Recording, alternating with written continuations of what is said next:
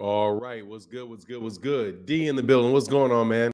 T Wells, what's happening? Platinum Alkaline Water, what's good with you, man? Arlington Carter, what's good, man? Anthony Johnson in the building. H Town 713, what's good? Taylor Bangar in the building. What's going on with you, sir? We're not gonna have a lot of people in the comment today because we talking about the heavyweights. one of the dead divisions in boxing. Wait for y'all, some of y'all to get in the building, man. Good morning, good Sunday morning. But I definitely wanted to cover these fights that took place last night.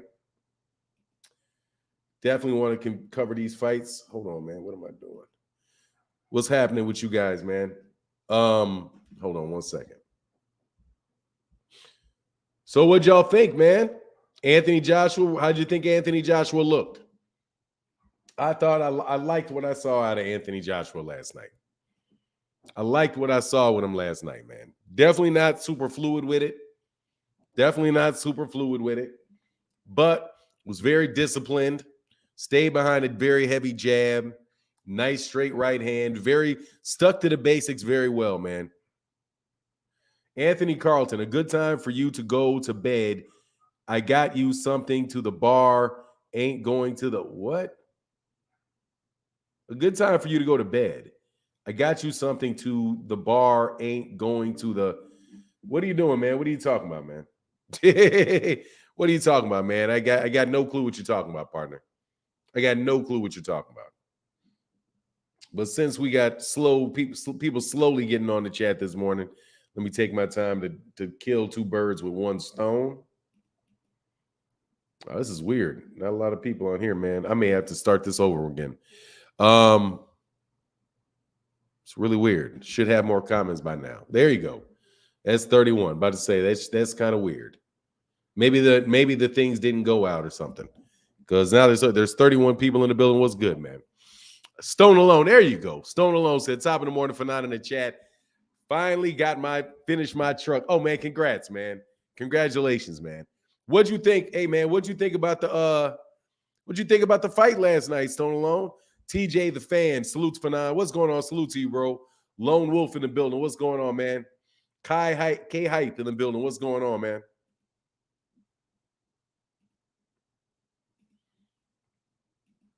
Hold on one second, man. I'm definitely I gotta do two things at work because I'm up against the clock today. Ty C in the building. What's going on, man? Cadillac 634. What's good? Carl Dickerson. What's going on, man? Good morning, bro. Fanon. Joshua should retire. Nah, I think he's good. Oh, you missed it. I think he's good. I don't think he's ready for Tyson Fury or Deontay Wilder now. I think coming off 2 losses, that was exactly what you're supposed to do. You're supposed to get the win. That's it. That's like you missing 3 dunks in a row. Do a layup. You know what I mean? you miss 3 dunks in a row. Go ahead and do a layup, man. Go ahead and put a layup in, man. You know what I mean? I think that's what you got to do. I think you just got to make your layups at that point in time. Hey, RP, what's going on? Ray Patterson, how you feeling, man? Is here. New Jersey. What's up? Shout out to New Jersey. The fight was boring. Yeah, it was boring. But it was one where Anthony Joshua won almost every round except for maybe 1 or 2. And I was just looking to see, what his mindset would be and where he was. I think I think he's definitely a work in progress with Derrick James. Once he gets a little bit more fluid with it, I think it'll be better. I liked his combination punches, and I like the fact that he was thinking about that body. He was kind of hesitant with the jab, like he wasn't really. Can Wilder beat AJ? Yeah. That would be ugly. Like, because he has to do something different for me. What's going on, D? To me, he's been stuck in between styles for a while, man. Like, it's like he had a style with, he was robotic with it. He just got to get more fluid. He's just got to be more fluid. That's it. I think he's just got to trust himself a little bit more. He can be more fluid than that. I just think at this point in time, he's thinking about it. You know what I mean? If he's really stepping on the jab and all of that stuff, I think he'll get good. He said Joshua's jab and footwork look better. I feel like he's trying to show what he learned from Derrick James, but he was hesitant. Yeah, that's it. That's what I thought. Yeah, he looked robotic because he's hesitant. He was thinking about it. Yeah, but he's so daggone heavy-handed, man. Like, he's so heavy-handed that jab was, every time he landed that jab, that man's head was back. I mean, he was giving that dude whiplash with that jab. And that's just if he touched him with it.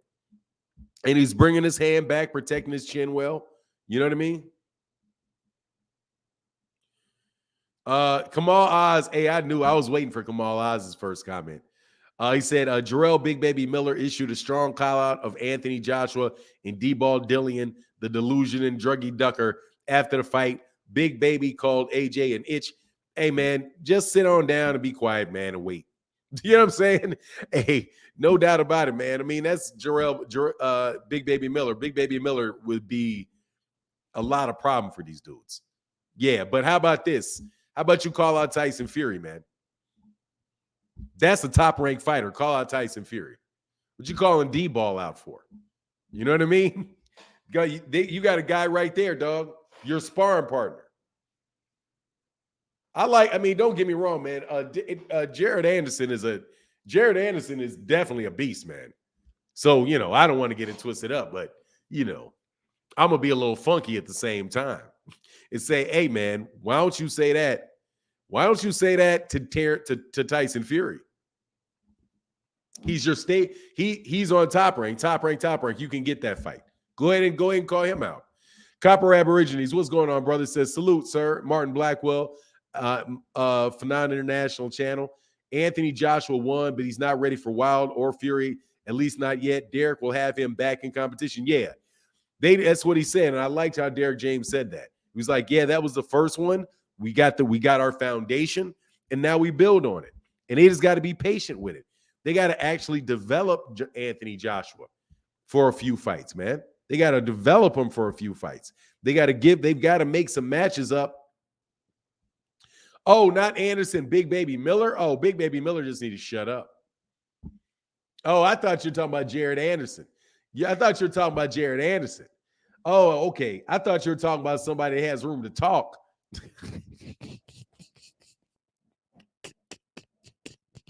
Oh, I'm sorry, Fahim. I'm sorry. I thought Kamal, I thought you were talking about somebody that had some room to talk. I thought you were talking about somebody that had room to talk. I didn't know you were talking about somebody that needs to go fight Franklin. Man, be quiet. You better call out Franklin before you get hurt, big baby. Sorry, man. I ain't trying to hear nothing from him, man. I ain't trying to hear nothing. Hey, people need to understand Wilder only gassed out because of massive weight Fury put on him against Fury. He is at his right size now. Gas out my ass. Look, dude. Here's the thing. First of all, let me say this. Man, it's damned if you do, damned if you don't, when you're in the position that I'm in. Okay? I am damned if I do, damned if I don't. All right? Damned if I do, damned if I don't. So since I'm damned anyway it goes, I gotta speak my mind. Deontay Wilder will knock out Anthony Joshua right now. Comatose. He will knock him out comatose. He's not ready. I don't think that fight goes 4 rounds. Now, he can't do it. He's too hesitant. Way too hesitant. And Deontay Wilder is not. When you saw Deontay Wilder come off back-to-back knockout losses against Robert Helenius, he was not hesitant. First of all, when he came off of a knockout loss against Tyson Fury, he wasn't hesitant. He went right back in there trying to whoop that dude. And then he came right off. He wasn't hesitant. And he landed, and that bomb didn't go anywhere. That bomb exploded, boom, just like that. right on the top of the head of Robert Hellenius. See, because Deontay Wilder has something that is just, it is what it is. He knows he can touch you. He knows he can put you out. He's never lost that confidence. And there's no reason for him to have lost that confidence. There's no reason for him to have lost that confidence. Because he knows full well everybody he's gotten in the ring with has hit the deck. That's not the case with Anthony Joshua. That's not the case with it. What is this? Oh, what's today? Oops. Oh, fuck. Man, I forgot. God dang it. Dang it. Damn it. Damn it. Damn it. Damn it. Damn it. I did not see that. What's going on, Petty Killmonger? Man. I did not see that. What was it? 6? What was that? 8:53. Hold on 1 second.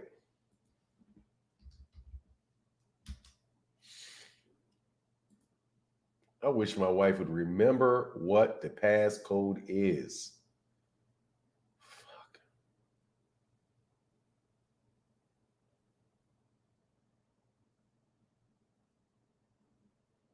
Hold on 1 second.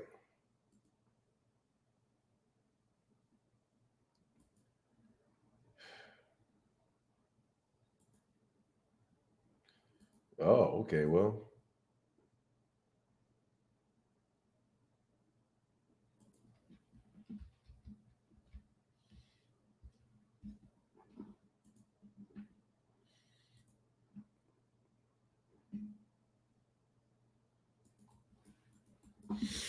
All right.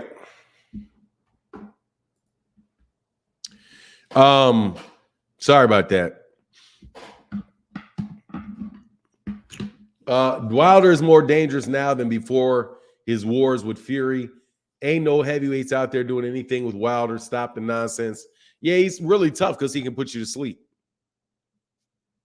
It's just a tough. I mean, dude, it's really bad. It's really tough to beat somebody that is you're guaranteed to get put on the deck. And he can do it coming forward. He can do it coming back.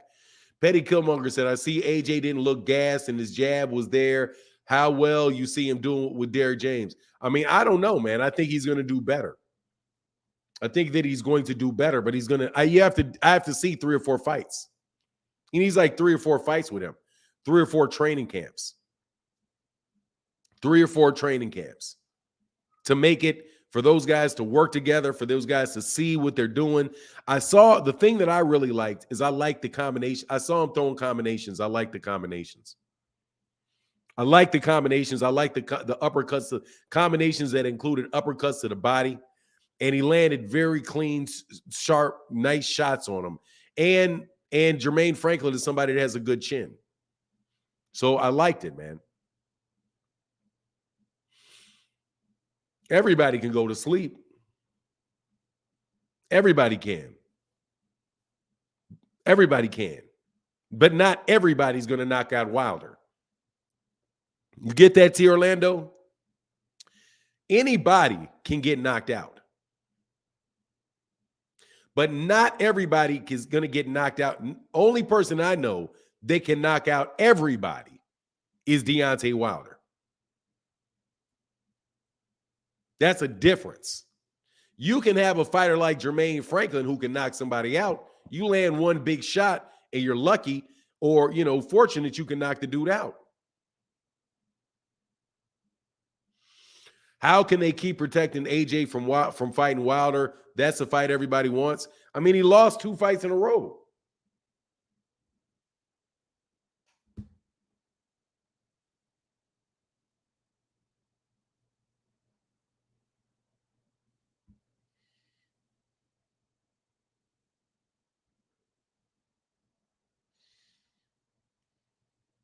What?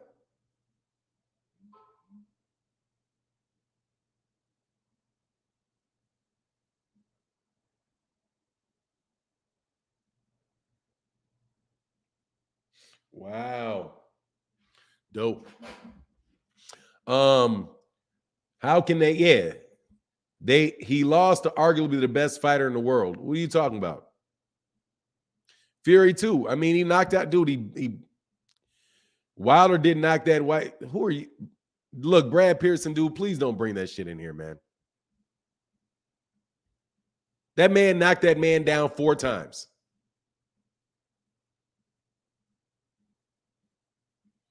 He also lost to Andy Ruiz, T. Orlando person. Let's not forget that he got knocked out by Andy Ruiz. Are you forgetting that AJ got knocked out by Andy Ruiz?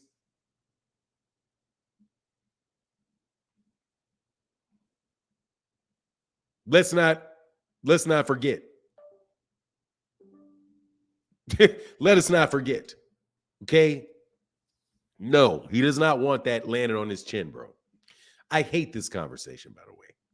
Big Baby Miller. I don't want to talk about Big Baby Miller. Come on, Oz, man. Come on, man, because I got to say this, man. I don't like talking about steroid cheats, bro. If we're going to talk about steroid cheats, if we're not going, we're going to call people steroid cheats, we got to call Big Baby Miller a steroid cheat.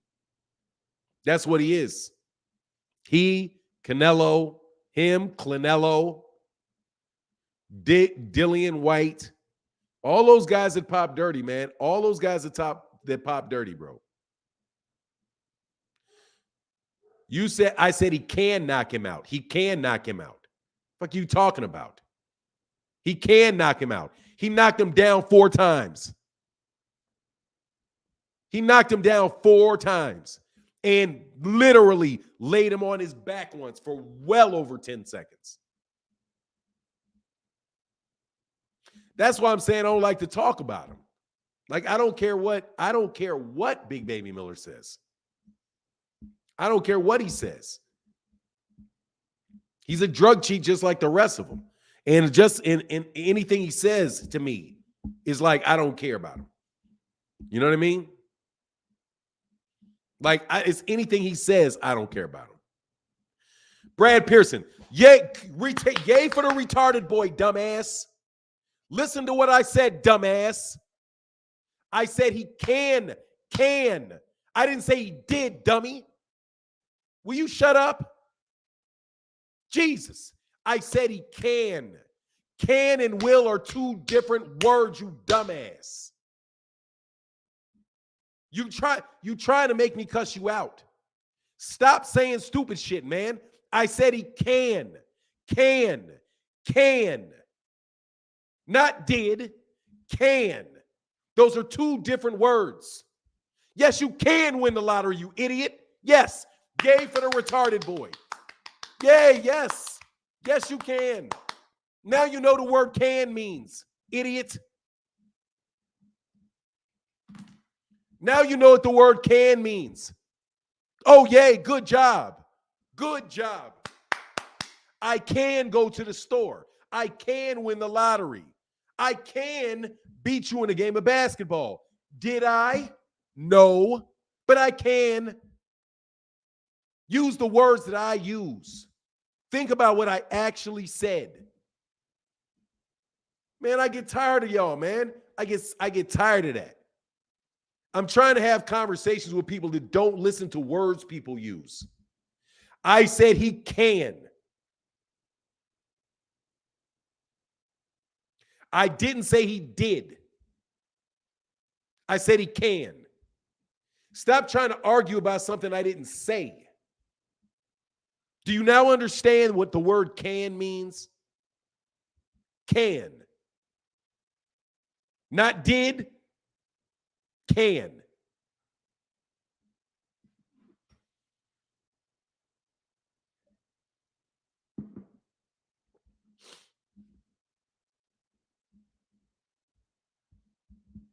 Hey, color for the autistic kid in the room. Salute, Fanon. God, dog, y'all screw so much stuff up not listening to what people say. Okay? Autistic. Man, they just stupid. Man, dude's just stupid. People just hear what they want to hear. Dude, I let him have it because he's been around. I'm sick of that one, though. I know who you are. Just because you got a red means because sometimes see people be trolling and most time they talk sense. But stop arguing with me about something I didn't say.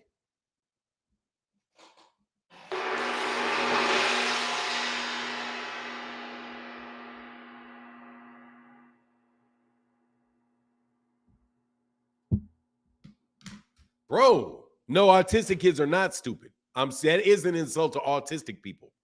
They will pay it because my niece is autistic. Shout out to everybody that, got that going on. Yeah, don't play with the autistic. Sorry about that. I should have got that the first time. My niece is autistic. I said retarded is what I said. and I shouldn't have said that. And I shouldn't have said that either. He said, with all the great training, Derek James can. Oh, hey, George Woods, thank you, brother. I got ADD.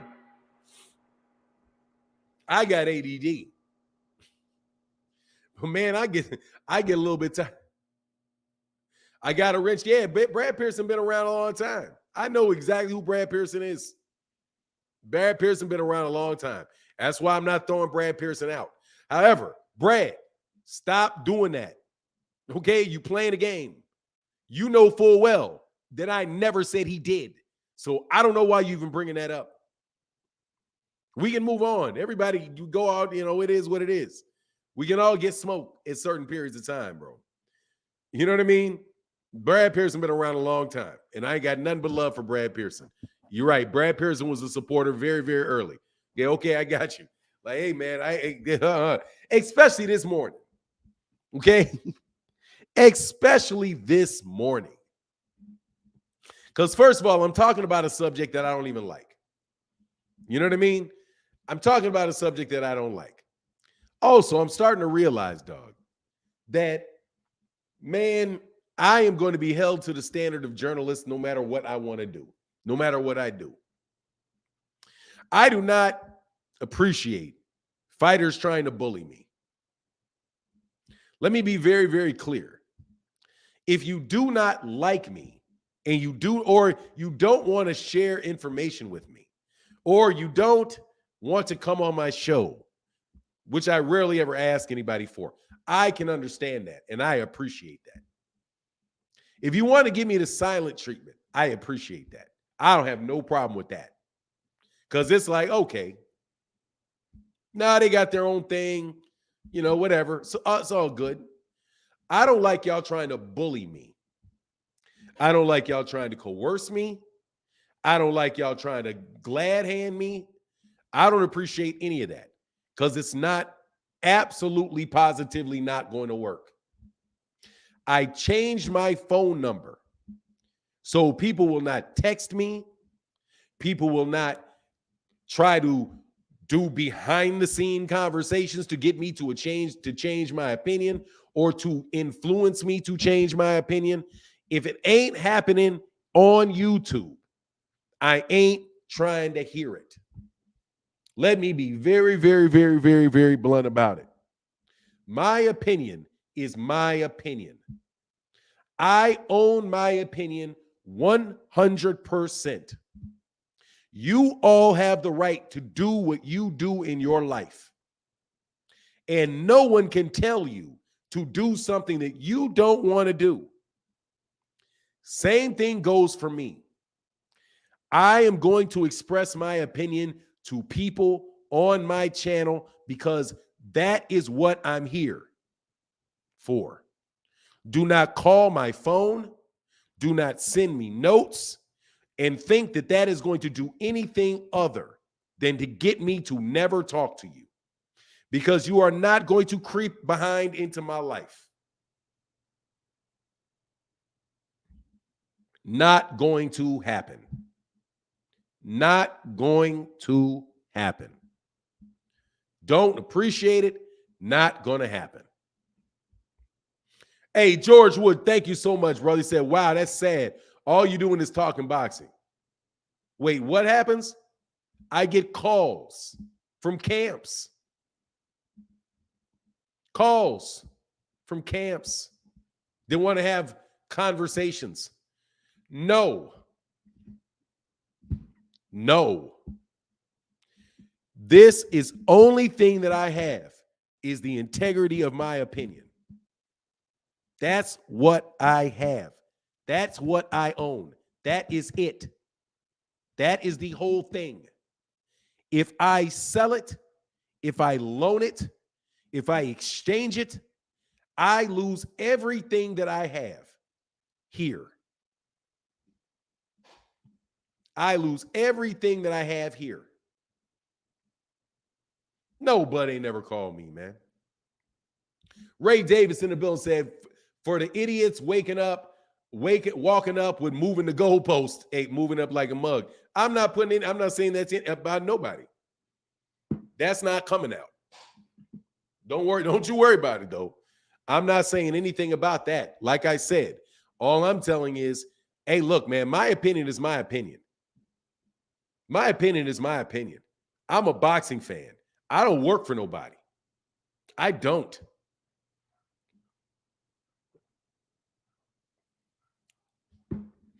And that fighter is going to be gone in 10 years.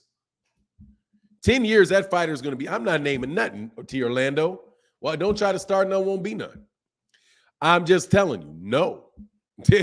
Fanon, you need an angry man, angry black translator like Obama. No, I got one. Oh, I can do my own angry man translation. Leave me the fuck alone.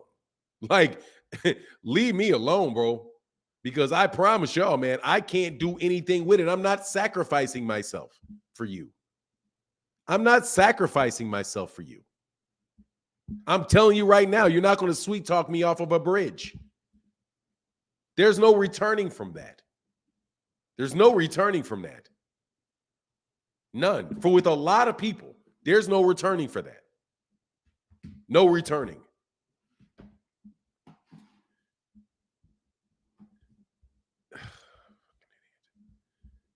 Right? Then you be stuck with people like this. You be stuck with people like RuPaul. Like, that would be RuPaul. Like, RuPaul would start to like me. More than he already does. Katie Petty-Kilmark said, Franklin may be stunned, and once I saw Franklin's head get popped back the whole night, though. Oh, no doubt about it. That was not a close fight, man. I like that. People tune in for your opinion, and of course, no, they don't need to co-sign it at all. Enjoy the boxing banner and intellectual breakdowns. Thank you, Verbal D. That's all I got. That's all I got, man. Don't try to swing my opinion, man. Like, do it in the ring. Do it through the facts, things that actually happen. Because if things actually happen, dude, I will say it. You know what I mean? Like, I'll say it.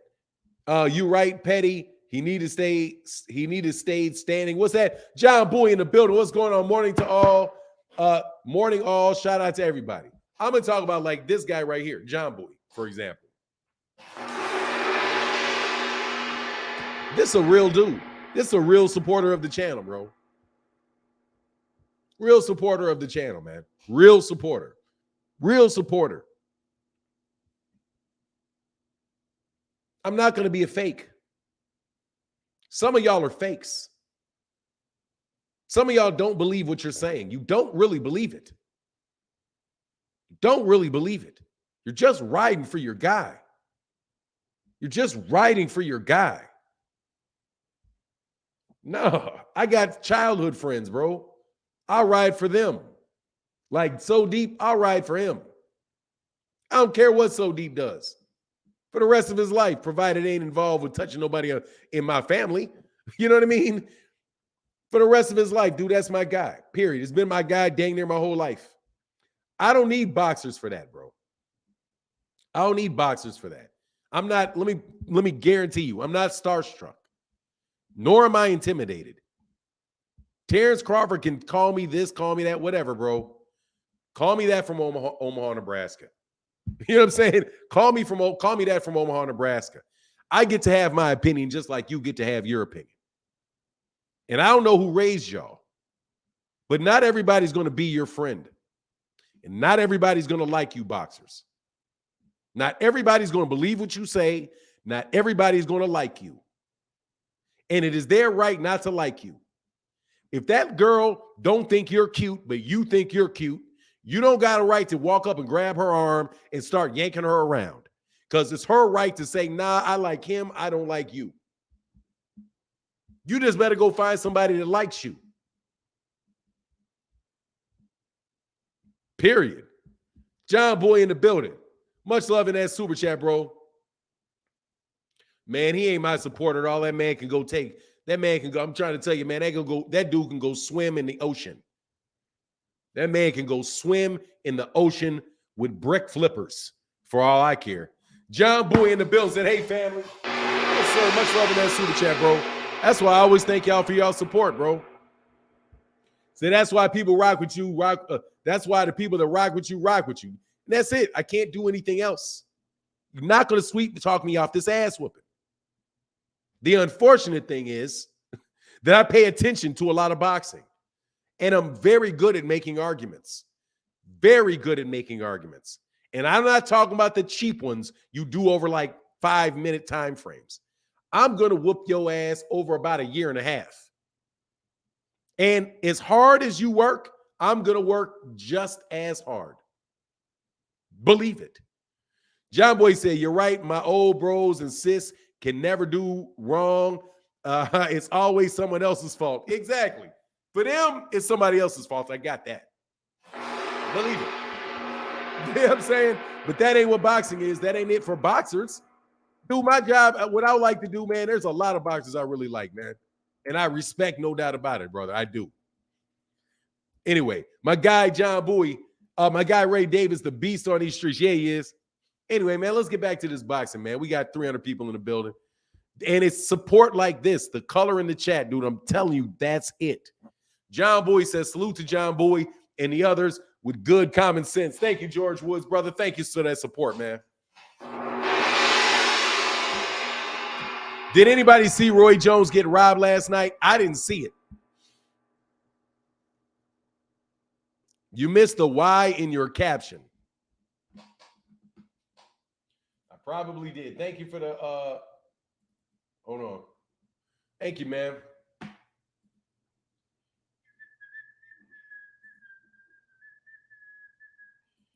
My grammar in this stuff is terrible.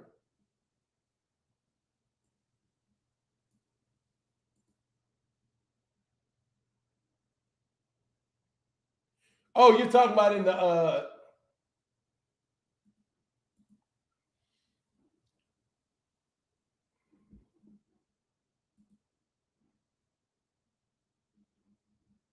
oh, yeah, it did. Thank you, brother. Sorry. Yeah. That is most definitely my ADD most of the time. Much love in that super chat. Hold on one second, man. Let me get this right because I don't want to have this out here forever.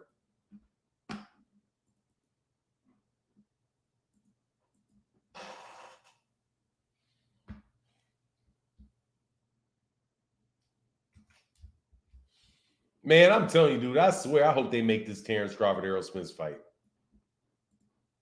I really hope they do, man. Yeah, thanks, Bruce Wayne. I got it.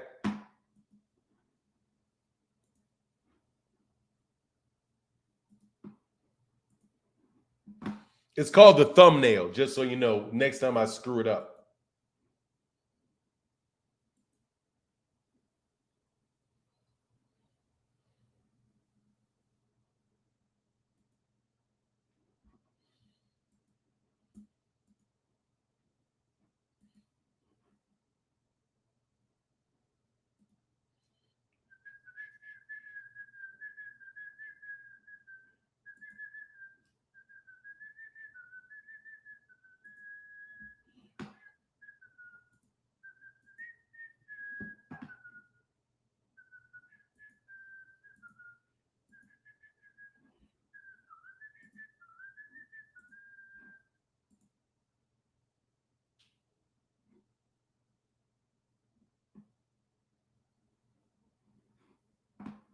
I think that does it.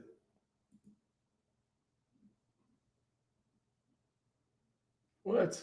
I think I might have just screwed it up. Nah, it's saved. All right. There you go. I got it fixed.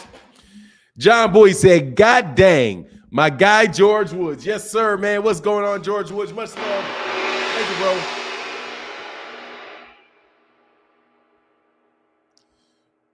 John Fanon loves John Boy just because he sends super chats. Nah, brother. No. Absolutely not correct there, partner. If John Bowie was a dick, I would have thrown out John Bowie a long time ago. Better believe it.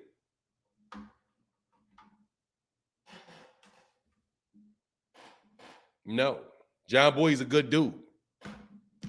Very good dude. And a very intelligent dude. And a very purposeful dude that supports this channel for a reason. For a reason. Because I have something in common with him that you guys don't know about, nor do you appreciate. And guess what?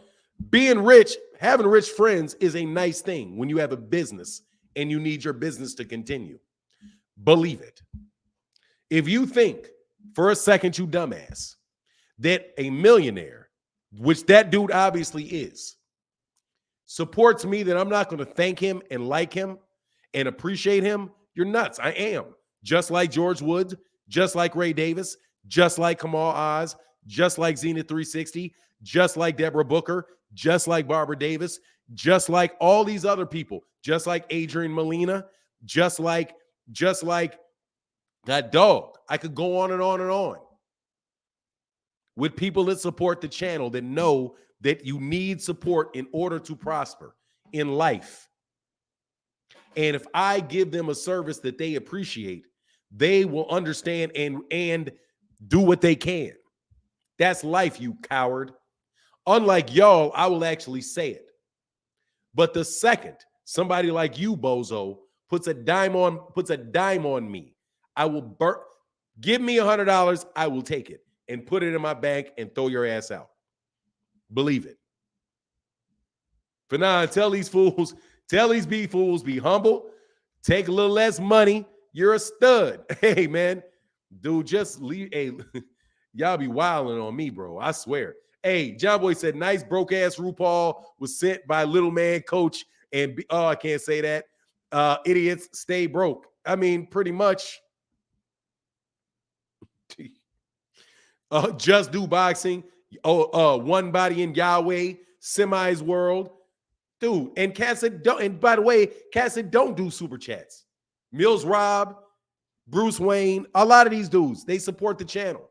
And it's necessary, man. I'm not out here to talk to myself for no reason. You cowards. Y'all sit up here lying about what you do. Lying about it. Trying to act like that ain't what you doing. And you too, RuPaul. Anyway, I'm off with that. How about you try and support more than John Boy, and maybe somebody will like you? Exactly, Mo Pressure. Ernie V. It's a bunch of people that support me, man. Bunch of people that support me. And y'all thought y'all was going to get rid of me. Don't act like you didn't. Don't act like you didn't think you got rid of me. Don't act like you didn't. Sit on that L. Don't act like you didn't think it was a wrap. And then I went over 100K and it makes you sick. Don't act like y'all weren't out on YouTube doing my woe is me. And what do you call it? Giving my woe is me eulogies out here. I listened to the woe is me eulogies going on. And guess what? Blew by everybody with the, oh, I'm sorry. You think I'm dead? No, I'm not. Whatever, bro.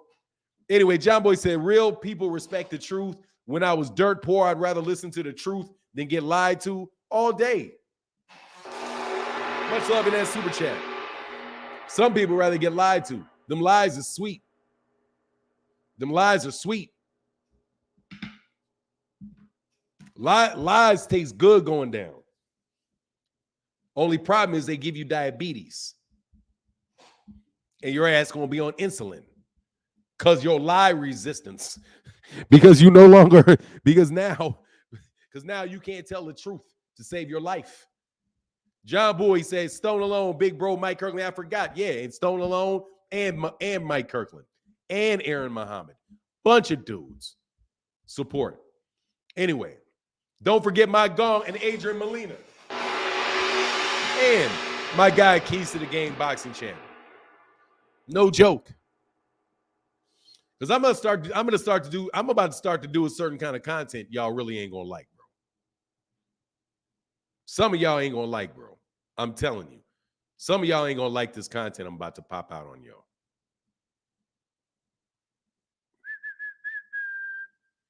Hey, man, much love in the Cash App, man. I think this may be, oh, no, it's not. This is today. Thank you. No, yeah, this is, oh, yeah. Incel in the building. What's going on? Astro said, unblock me. I wasn't trolling. I've been there for years. I don't know who you are, Astro. You got to, Astro, this dude right here, man. Much love in the Cash App, bro. What you got to do is you got to let me know who you are on another channel and give me a link. So send me a note. You got to like send me an email. Go to my channel and figure out how to send me a business email. And then you got to send me a link to your channel. Because otherwise, I'm not going to be able to find it, brother. Thank you so much for your support, though, bro. Chin Check Charlie in the building, too. You guys know who all you are. It's hard for me to like remember right off the top. I could talk for an hour. Really. I could talk for an hour for the people that really show love to the channel. Adrian Molina said, I love your work. Thank you, brother. Appreciate you for the $10 holler, bro. Thank you much, man. Thank you much, bro. And Ray Davis said, salute to all the real supporters in the chat. Yes, sir. Absolutely, man. Much love in that super chat.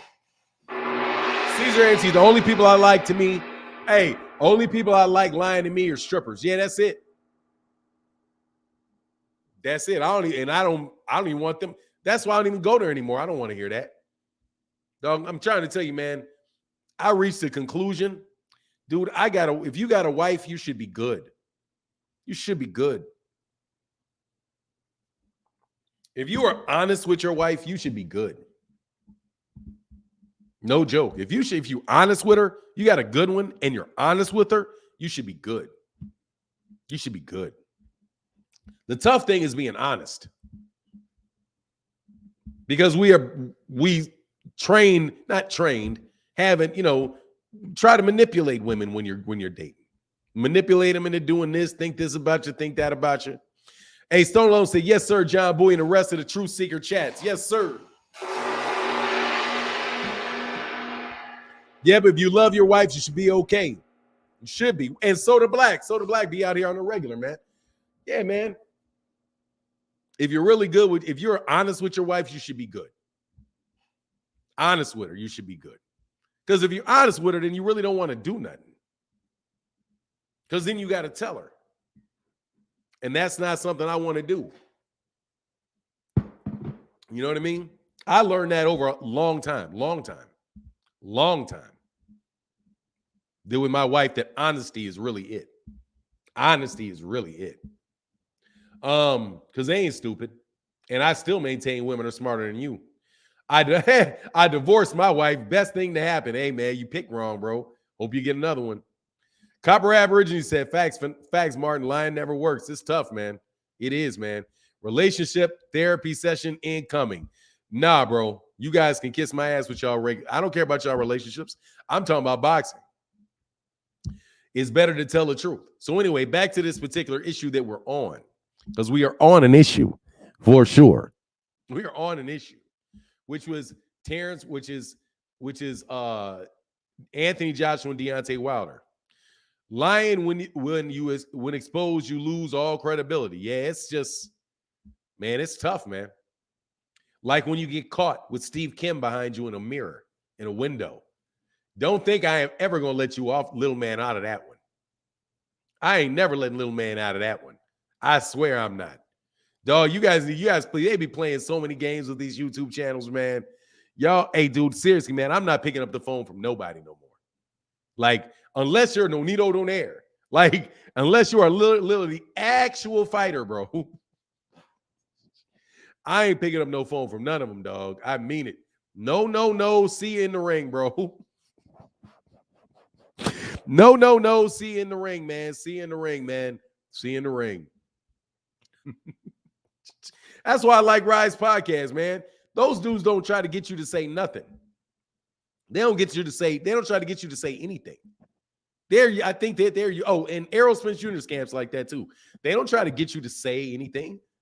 Their thing is, from what I can see, as long as you're not trying to kill a man's credit, like you trying to kill his character, as long as you're not trying to kill his character and you keeping it boxing, those dudes are just, they may not want to talk to you, may not like what you got to say, may not like your YouTube titles, but they're good dudes, man. You know what I mean? They're not trying to come and manipulate you into something.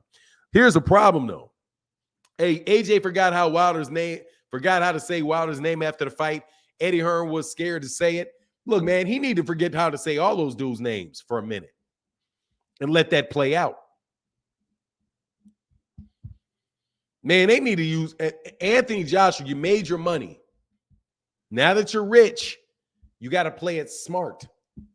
You need to take your time and let it play out. Take your time, let it play out. It's going to be there for you, but let it play out. Do not do the stupid shit, which is let me fight Tyson Fury next. You're going to get the brakes beaten off of you if you fight Tyson Fury next. You're going to get the brakes beaten off of you. No, you're not ready for that. You're coming off of 2 straight losses. And then you came back, and you have a new foundation. You're working with the system. Learn the system. Get yourself some paid sparring sessions. You know what I'm saying? Get yourself some paid sparring sessions and get yourself used to what you're doing. Get it to where it's like second nature to you, where you're not wondering, should I do this? Should I do this? Should I do this? Should I do it? No, once it starts flying off naturally, you know what I mean? Once it starts flying off naturally, yeah, man, he needs about 3 or 4. Yes, absolutely. He needs about 3 or 4. Yes. And if he wants to take 3 or 4 in the course of a year, if he wants to do 3, hey, John Boy, you a star, bro. If you want to do 3 or 4 in a year, do 3 or 4 in a year. Do 3 or 4 in a year. If it takes 3 or 4 camps consistently, get them done in like 2 years. Sell out the O2 arena 2 or 3 times. Next guy, get somebody with a faulty chin. And make sure, but somebody can give you 12 rounds. That's good. You know what I mean? Oh, he'll stay doing that, man. Don't pay attention to him, man. This guy in the chat on your head. Oh, nigga, he on your head. What you talking about? I'm straight, bro. But when I said it, I was hating on the man. Jake's bias. Who? Jake's bias in his joint. AJ not ready. What? I don't know what you're talking about, Shorty Banks. I'm talking about what I saw last night. I was waiting to see how he looked against lesser opposition with a new trainer. Seems to me that he's going to need more fights, more of those. Like anything else, you get a new trainer, they're working on things with you. It's not going to be really fluid. It's not going to be really fluid. So you got to wait for it to get more fluid. He doesn't have to be stuck in his own head forever. He can get out of that. Do you think he's ready for Dillian White? No, I wouldn't fight Dillian White either. I wouldn't fight anybody. I would not fight any big name fighter for at least 3 fights. 3 fights, 3 training camps. 3 training camps. Where you can get rid of you have time to get on a winning streak. When you got a chance to be on a winning streak. You want to get on a winning streak. He doesn't have a mandatory, so they can't tell him who to fight. Right? He doesn't have a belt, so which means he doesn't have a mandatory. That means he can fight whoever he wants to fight. Fight 3 or 4 guys that you want to fight that are made to get you right. To where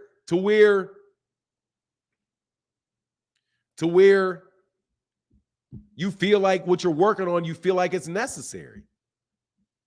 That's what I mean. I think that's just, you want to get on a winning streak. Get on a winning streak. Dude, that's what Adrian Brawner wasn't allowed to do. Adrian Brawner has never been allowed to get on a winning streak because they keep putting him in there with guys that man, first of all, his head's not right from the last loss or the last draw. And then you put him right back in there against somebody that's just as tough as the last guy. No, man, give him a little bit of time. Let him get used to what he's doing. You know, Tyson Fury did that with what's his face? Sugar Hill. God, I think did he have 2 fights with him? 1 or 2 fights with him. But he took 2 fights in between the Wilder fights. And now he's taking like 3 bum fights before he fights somebody else. That's not anything wrong with that concept, man. You know what I mean? There's nothing wrong with that. I think that's smart. John Boy said, RuPaul is weird that when you sit on couches, lap, and you're touching the ground and you can't touch the ground. What? Oh, dude's weird when you sit in the coach's lap and you're touching the ground and he can't touch the ground. I don't understand that, man. You got to retype that. You don't have to do it in the super chat, brother, but I didn't get that. And Violator Comics in the building. Say, good morning, Fanon. How's it going? What I miss? Hey, man, you didn't miss nothing, dog. The chat didn't start till you got here, brother. Thank you, brother, for coming too. And Phoenix in the, how did this? Oh, can't see your email. Sent you an Instagram. Okay, cool. You know what you can do, though? Here, do this. I'm going to put a link in the chat. This is easier. This is a link in the chat, Astro. You do not have to come on the channel. But if you click this link and I see you there's a comment section that you can, there's a chat, like a private chat. All you got to do is click private chat. You can put it in there and I can block you. I can unblock you from there. Thank you, Astro. Appreciate you. That's much love in that super chat, brother. Thank you. Thank you for your support, man. Taylor Bango say, your lives helped me through some shit. Solid. 100. Yes, bro. Thank you, man. Appreciate you for that $3 holler. Taylor Banger. Hey, it's a good community, man. It's a good community. We've got a very, very solid community. Little something for the man, Fanon. Phoenix in the building. Thank you, brother, for the $5 holler. Appreciate you very, very, very, very much. Well, you didn't really miss much. You didn't really miss much. We just talking about this. What we didn't get a chance to get on yet, though. What we didn't get a chance to get on is this Roy Jones Jr. stuff. No, I didn't see the robbery, but dude, I'm going to tell you right now, that's what you need to stop, Roy. Man, Roy, stop. Please, please stop. Thank you, Taylor. Thank you for that support. Please stop, Roy. Please stop. That's going to happen to Floyd, too. I'm telling you, man, it's going to happen to Floyd, too. Please stop. Please stop. I don't know. Please stop. like he's older. He's older than me. Did you see the way his body looked? You see the way Roy's body looked going into that fight? Dog, that's a 54-year-old man's body. You getting in there fighting with a dad bod, man. You can't do that. Can't do it, Roy. You can't do it. Gotta let that go, man. Gotta let that go, man. You gotta stop taking punches, man. Gotta stop that, man. Gotta stop it. Gotta stop it. Hey, Justin Hawkins says, Salute for 9. Did you hear any difference? Did you see any difference in the gas tank? It didn't look like he gassed out to me. Your thoughts? Yeah. He paced himself for the first half of the fight. Yeah. And to do that at 255, yeah, I thought that was good. He didn't gas out. No, he looked strong. But the only thing is he looks slow. But he isn't slow. So to me, the jab was like really he's cautious with the jab. But man, he got a heavy jab. Like, man, that dude got a heavy jab. He said he looked like a bag of nickels. Yeah, man. I mean, got to go vegan, dog. Like, your muscles just ain't. Your muscles just ain't. Nah, Roy got ego issues. Roy got ego issues. That's what Roy does. Roy likes to fight. He don't care about losing. I appreciate the mentality. Just, nah, you're not ready. You're not training to fight. He didn't train to fight that, but you shouldn't be fighting. And I hear that little bit of a slur in his voice too. I hear that slur. It's very, very minimal, but it is most definitely there. Definitely. Hey, man, thank you, Justin Hawkins. Thank you for the support, brother. It really means a lot. Thank you for keeping the color in the chat. That is how it goes. We got the link, though, if anybody wants to holler, though. We got the link for anybody who wants to holler. I think people were really upset with me yesterday. George Vidal should have gave him that chance. I couldn't watch longer than 30 seconds. I didn't watch it at all, man. I'm not watching Floyd Mayweather Jr. exhibitions. I'm not watching Roy Jones. Dude, come on, man. I don't want to see Sugar Ray Leonard out there. I don't want to see Tommy Hearns out there.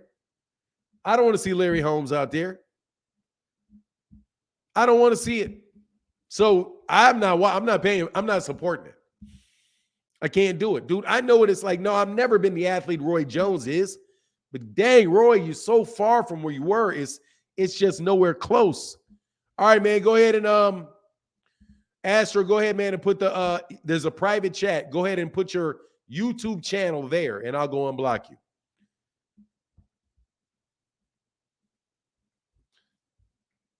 You got to put it in a private chat. One body in Yahweh said Roy had a belly and taco meat on his chest. Yeah, man, it's like, dog, like, you know what I mean? It's like he went on yeah, you got to stop that, dog. You got to stop that. Like when I saw how he's built, I was like, man, you look every bit of 54, man. You look every bit of 54. It's time to stop. NBA, there's no 54-year-old NBA player that's out there balling. Let me draw a parallel here. I almost bet you that there are very few 54-year-old NBA players that are still playing pickup games.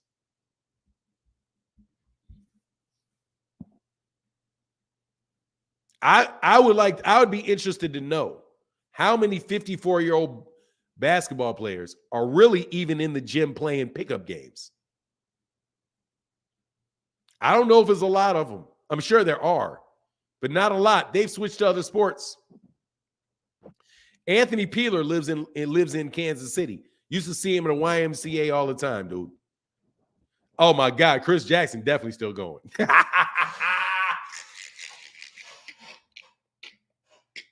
Chris Jackson, hey, you ain't lying, and he killing the fools. Hey, and he killing the fools. They stole his career, man, because they stole his career, bro. Private chat, all right, got you.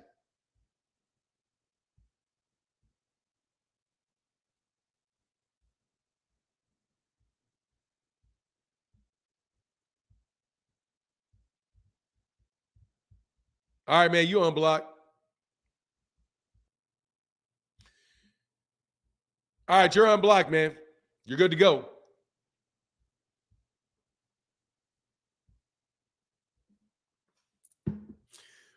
You're good to go. They come up at Foster Park on Saturday mornings. What you talking about? No athletes at that age, period, for that matter. Look, man, it's just I'm 54 and I still have good handle, but my first step isn't what it used to be. Yeah, I'm straight on all that, man. I'm on a stationary bike, and I got to get back on that today because I've been sick. I was sick. I felt really bad yesterday. Man, I felt terrible yesterday. Hold on one second, man. Hey, y'all, click the link, man. Anybody want to jump up and have a conversation? We can do it. Hit that link. I got to do something real quick.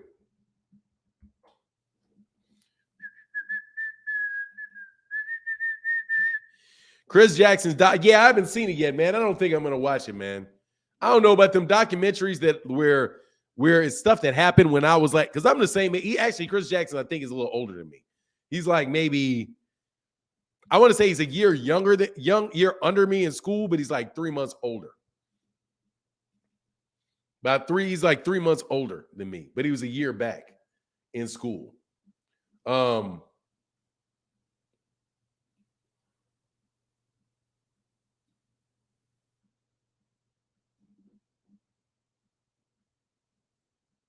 Hold on one second. Oh, Lord.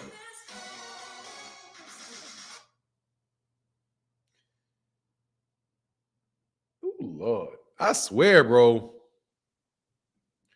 I ain't gonna say it. God dog. Thank y'all for some of y'all, dog. Get them girls. One body in Yahweh. What's going on? Oh, what's going on with you guys, man? How you doing today, brother? Man, I can't complain about a thing, man. Yeah, shalom to everybody. Shalom, man, on this beautiful day, man. Honestly, man, I just think about AJ, like, watching AJ, I kind of feel sorry for the guy. Like, I just be like, damn, like he wants to be what he can't be because his mind won't unlock that. Like he throws that uppercut with conviction.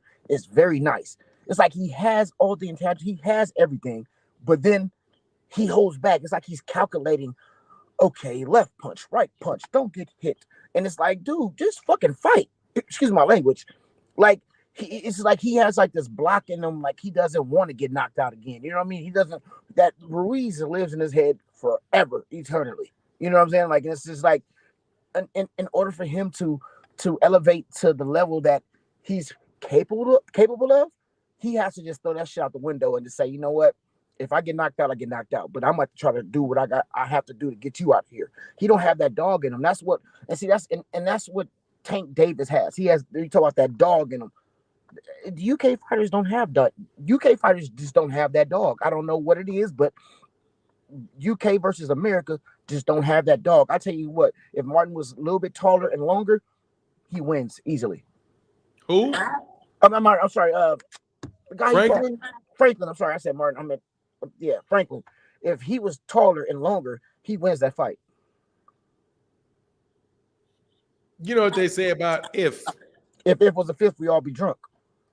Yeah, if fifth was a blunt, we'd be high as kites. Right. 100%. No, I just see what he can be and what he could be if he just, like I said, unlocks, or if he just gets away from himself, like in his mind, you know what I mean? And I thought that Derrick James would have, like I said, like you said, we both said it. He needs about 3, 4, 5 more fights, man, just to get with Derrick James to get him, get his mind right, get that American dog, man. And then I think that he'll be all right. But as far as him fighting Wilder or Fury, nah, my G, nah. Maybe Dylan White in the future, not Wilder, not Fury, because Wilder gonna give him CTE. He already got mental health issues. He gonna be Ryan Garcia in a minute, for real. Man, Ryan, hey, I think he could be ready. It just depends, man. Because I don't know if like we got a feedback. I'm gonna put you on mute. I'm sorry. Yeah, I don't know, man. I think it just really depends, man, on what he looks like when he gets his confidence back. Because confidence is a big thing, man. Like if you don't really truly have your confidence, you are seriously like you're thinking and thinking and thinking about it. But you just got to have the confidence isn't there. If you have confidence, things start working when you have confidence. So for me, I think he needs to get his confidence back, right? Because I think he did have dog in him because of the Klitschko fight. That was there, but he was more confident in the Klitschko fight. You know, Klitschko dropped him. He was going at Klitschko. Klitschko was hitting him with them big right hands, was outboxing him, but he dug down and he went and got him, you know?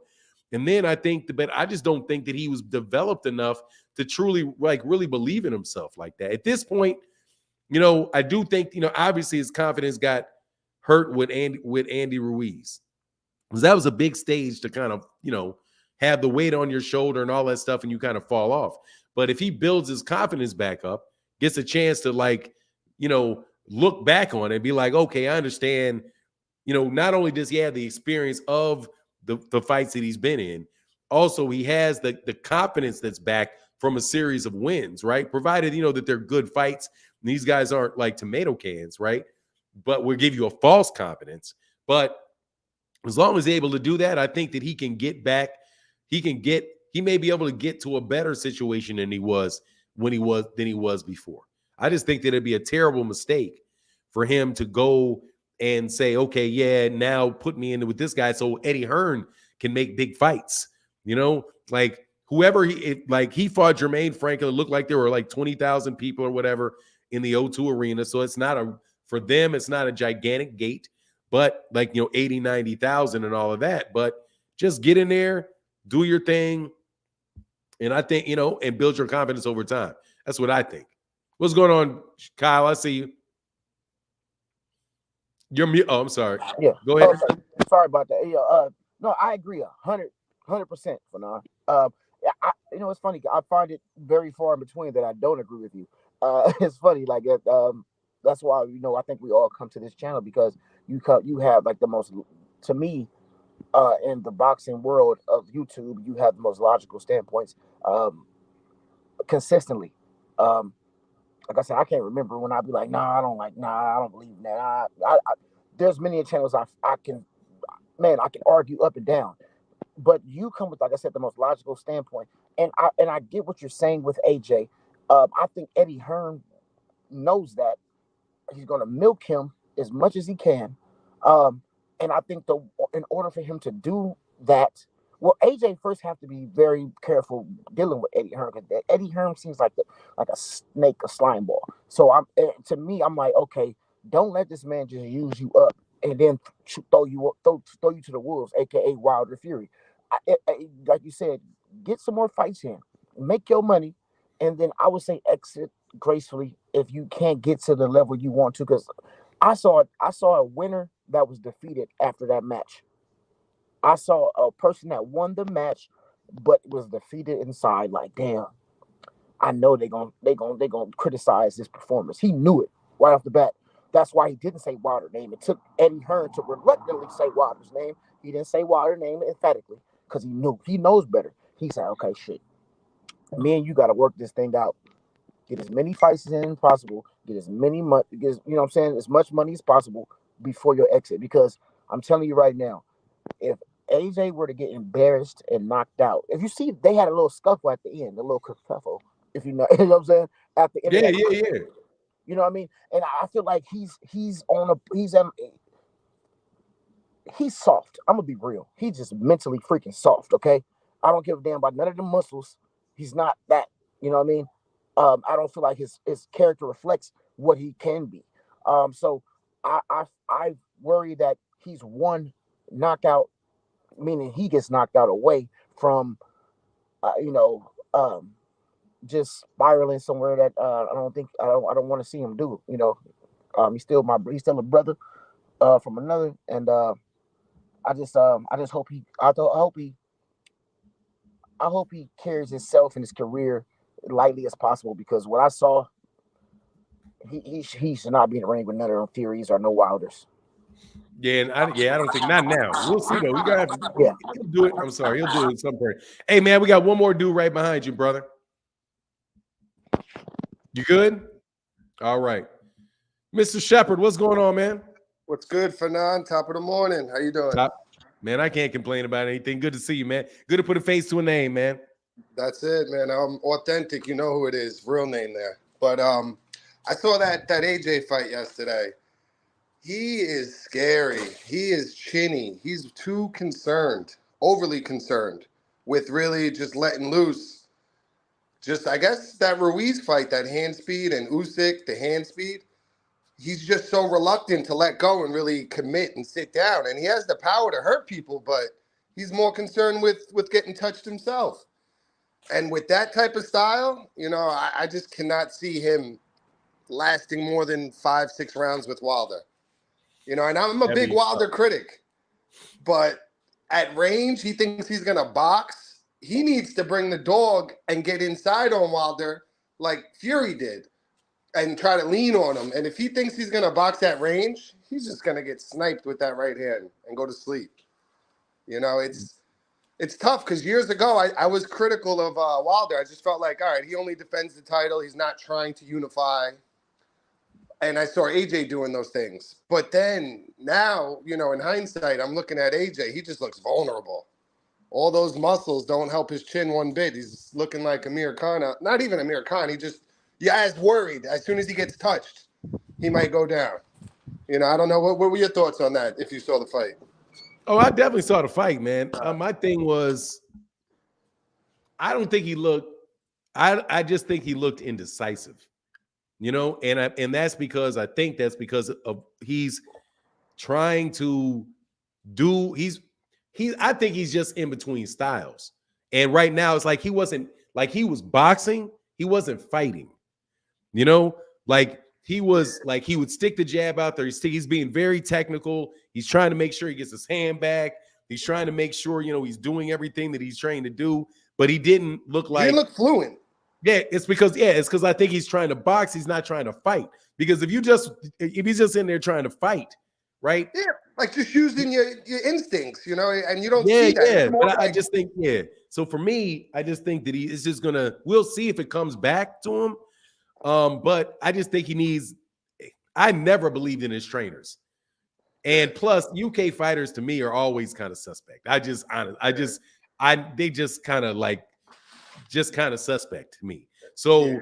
I just say 3-4 fights. Competition out there. So when they become a big name, it's because of the success there. Then when they compete with people from the States, they look they're like, like look at the dude, like look at the Carlos Takam fight. Well, let me put it this way. I think he beat Franklin way easier than Dillian White just beat Franklin. Yeah, for sure. But I think that's more his height. You know, like the other caller just said, if Franklin had a little more range, some of them punches would have, you know, been connecting. I don't know, man. I don't know. I just can't do that because he is that big. Yeah. I mean, he is 6'6". What is it? 6'6", 255. I mean, he is that big. But then you know what I mean? That length, that range, that height, he's not bigger than the Furies and the Wilders, height-wise, reach-wise. So. Right. So that's why I'm saying, like and I would just wait. Then he's not skilled enough to compete with the smaller dudes like the Usyks and maybe Jared Andersons and you know, just the more mobile big men who really have a next level skill set. You know. Hey, that's why I say he needs 3 or 4 more fights with Derrick James. People that he can beat to see where he goes with it. But did you see I didn't see like an Errol Spence type of game plan or a Jamel Charlo. You know, I don't know. I don't know. I'm not a boxer. I did. Yeah, I'll tell you what I saw that reminded me of that. Everything was tight. Like there was there were no wide hooks. Yeah. Right? Everything was just very, very it was tight. It was straight up. It was tight. It was straight up the middle. And then he tried to work them. If you looked at the instructions that he had, the couple things that I did like about him was the combinations that he wound up throwing later in the second half of the fight. Yeah. Because there were some times when they got tied in on the inside where he did some infighting and he threw some combinations and he ended up with like big uppercuts, you know, uppercuts to the body, big uppercuts. I think that's what Derrick James was doing, that kind of body attack. But I feel like he's always been real tight and compact. Like he's making a muscle and it's preventing him from whipping it and having speed. Like it always seems like he's flexing, and that doesn't result in power. That's just, you know, predictable. They could see your twitch muscle like forming to throw the punch. Like he makes a muscle first. It's really bizarre. Yes, he looks stiff. He definitely looks stiff. Yeah, but what else? Let me ask you a question. I like how I was watching you live and you spoke on how Kambosos was undisputed and Teofimo Lopez. Yeah. I know I'm changing subjects. I appreciate that because to me, I respect Haney, but it's like Lomachenko's made it real clear his goal was to be undisputed. You think he would relinquish the most important title and then risk the chance of being undisputed. He was clearly going to fight Teofimo for undisputed. That was his mentality, and that's how it was presented to him. You know, and obviously, how you ducking Haney when you're fighting at that time, the more dangerous fight, like because of the knockout power that Lopez is. Well, let's see. Here's my thing. When it comes to that stuff, I try to avoid getting into the mindset of what people are doing, like who's the more dangerous fighter. Here are the facts. Yeah. The facts are that the WBC says that the WBC franchise is our champion. Yeah, the superior belt. Yeah. Period. Mm-hmm. Lomachenko won the WBC belt in the ring. Yeah. Against Campbell. He won it. And he didn't drop it. So that's Devin Haney's camp and Devin Haney's people trying to justify. Yeah, no, they're trying to justify and say that Devin Haney's the real champion. Devin Haney's not. Yeah, and that's just all it is. They just don't want to give people when he got hurt, they took that real championship away from him. I don't know if you remember Haney. Say that again. Haney had an injury to his shoulder, and they took that championship away from him. Then his next fight, they gave it back to him. I don't know if you remember that timetable. It was you talking about the interim title? It was the regular. Once they franchised Loma, Haney became the regular. I don't know. I don't think they ever took it away from him because he was. I mean, he was always the W. No, he was the WBC. He's the WBC champion. He was the WBC champion. I don't think they ever took it away from him. But that's why Lopez kept calling him email because they took it away because of an injury. No. Let me tell you why they gave him the email. And see, let me explain it to you. He was the interim champion when Lomachenko became the WBC champion. Yeah. Right? Because he beat Luke Campbell. Yo, Fanan. I don't mean to cut you off. Of course, somebody shows up that I need to attend to, but I'm listening. I just got no worries. I got you, bro. Do your thing, man. All right. Respect, man. Peace. Yeah, just give me 1 second, Ray Davis. So just to finish the explanation of that. They called him the email champion because Devin Haney was elevated to the WBC championship from the WBC franchise championship. And they called him an email champion because they emailed him. They sent him a note in the email. He did not win it in the ring. Similarly, Lomachenko became the WBC franchise champion because they told him that he was. But anyway, you cut it, man. It's really, there's no reason to say Teofimo Lopez was not undisputed champion, or Lomachenko never was, but Teofimo Lopez was.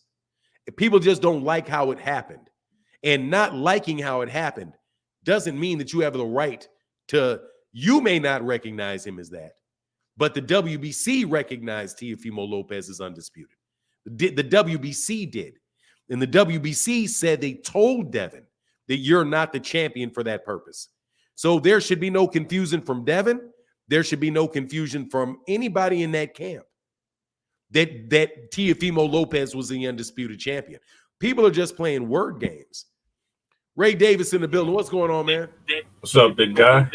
Listen, I like that last question that he had with the explanation.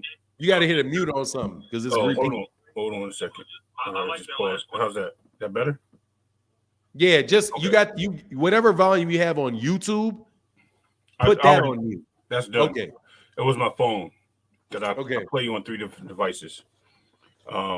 So anyway, what I was saying is I like the last question that the last guy had. It was pretty good. I like the question, how he diverted it and brought it up. I didn't mean to say divert. I don't know what I'm talking about.